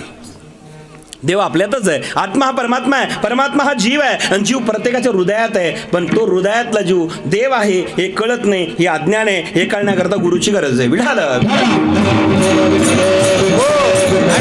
ज्याच्याकडे गुरु असेल त्याला आत्म्याचं ज्ञान होईल आणि आत्मा हा परमात्मा आहे कळेल. तो आपल्या हृदयात आहे बरं का. आणि म्हणून मी तुझ्याच जवळ होतो पण लांब गेलो, आलो आता. आणि मग त्या ठिकाणी कृष्णाने काय केलं, वस्त्र पुरवले. सारी बीच नारी थी के नारी बीच सारी थी, हे कोणाला कळ नाही. वस्त्रहरण सुरू झालं आणि दुशासन वस्त्रहरण करतोय. आणि त्या वस्त्रहरणामध्ये घडलं काय, वस्त्र वडत वडत वडत वडत वडत दुसऱ्या दुर्योधनांना सांगितल्यानंतर दुशासनाच्या तोंडात फेस आला, डोंगरासारखा धीग लागला. पण वस्त्र संपले नाही. का संपले नाही, कारण वस्त्र पुरवणारा जगदेश्वर होता. आणि जगदेश्वर हा हाताने वडणारा दुशासन होता, पण पुरवणारा हात तो हात नव्हता, त्याचा हात जगन्नाथ होता. जगन्नाथाच्या हातातून जर वस्त्र येत असेल तर माणसाच्या हाताने किती वडलं जाईल हो. धीग लागला पण वस्त्र नाही फेडता आले, वस्त्रहरण नाही झालं. वस्त्र वडून वडून डोंगरासारखा ढीग लागला पण वस्त्र आरण झालं नाही. आणि शेवटी कोण कामाला आलं द्रौपदीला? फक्त आणि फक्त ईश्वर देव कामाला आला. संकटामध्ये देवच कामाला येतो, अन्य कोणी येत नाही. म्हणून संकट मोठं पडलं, भारी पडलं की त्याची आठवण दासाने केली पाहिजे. पहिलं चरण.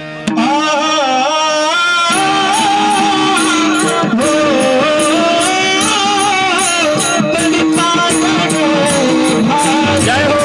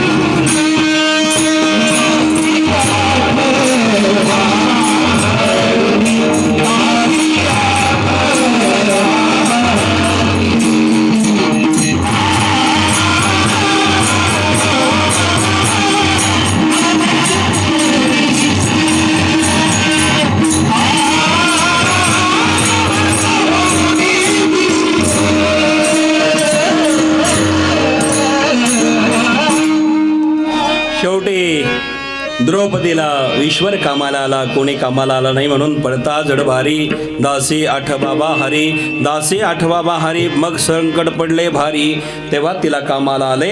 भगवान परमात्मा कामाला येतो, कुठलाही सीन होऊ देत नाही. कसा होऊ देत नाही? दुसरं चरण. मग तो दिसीना, मग तो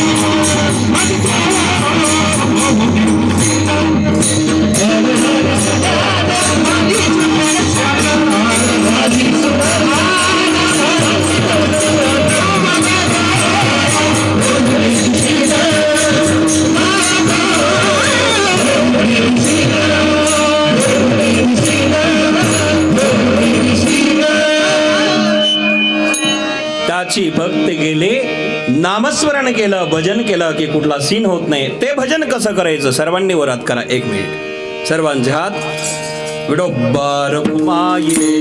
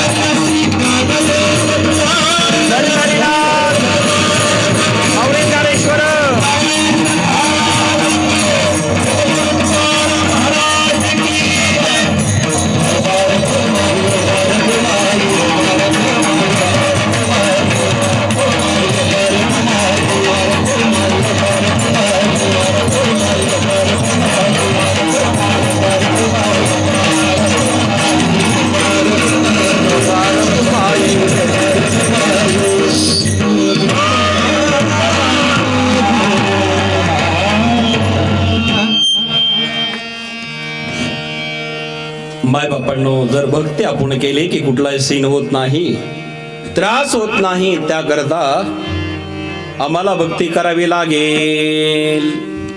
आणि मग नामाचं चिंतन चालू झालं, नामस्मरण केलं की त्या भगवान परमात्म्याला यावं लागतं, त्याचं दास व्हावं लागतं. संकट येऊ देत नाही, आणि आलं तर तो संकट दूर केल्याशिवाय राहत नाही. पण त्याकरता प्राण देखील त्याच्या चरणावर अर्पण तुका करणं. म्हणे प्राण, तुका म्हणे प्राण, तुका म्हणे प्राण,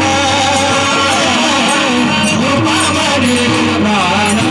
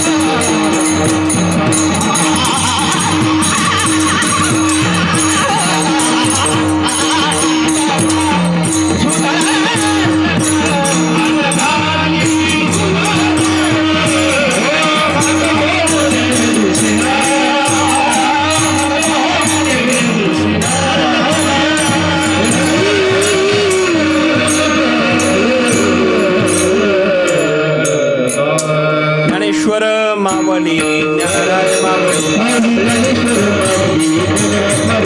ज्ञानेश्वर मावली ज्ञानराज मावली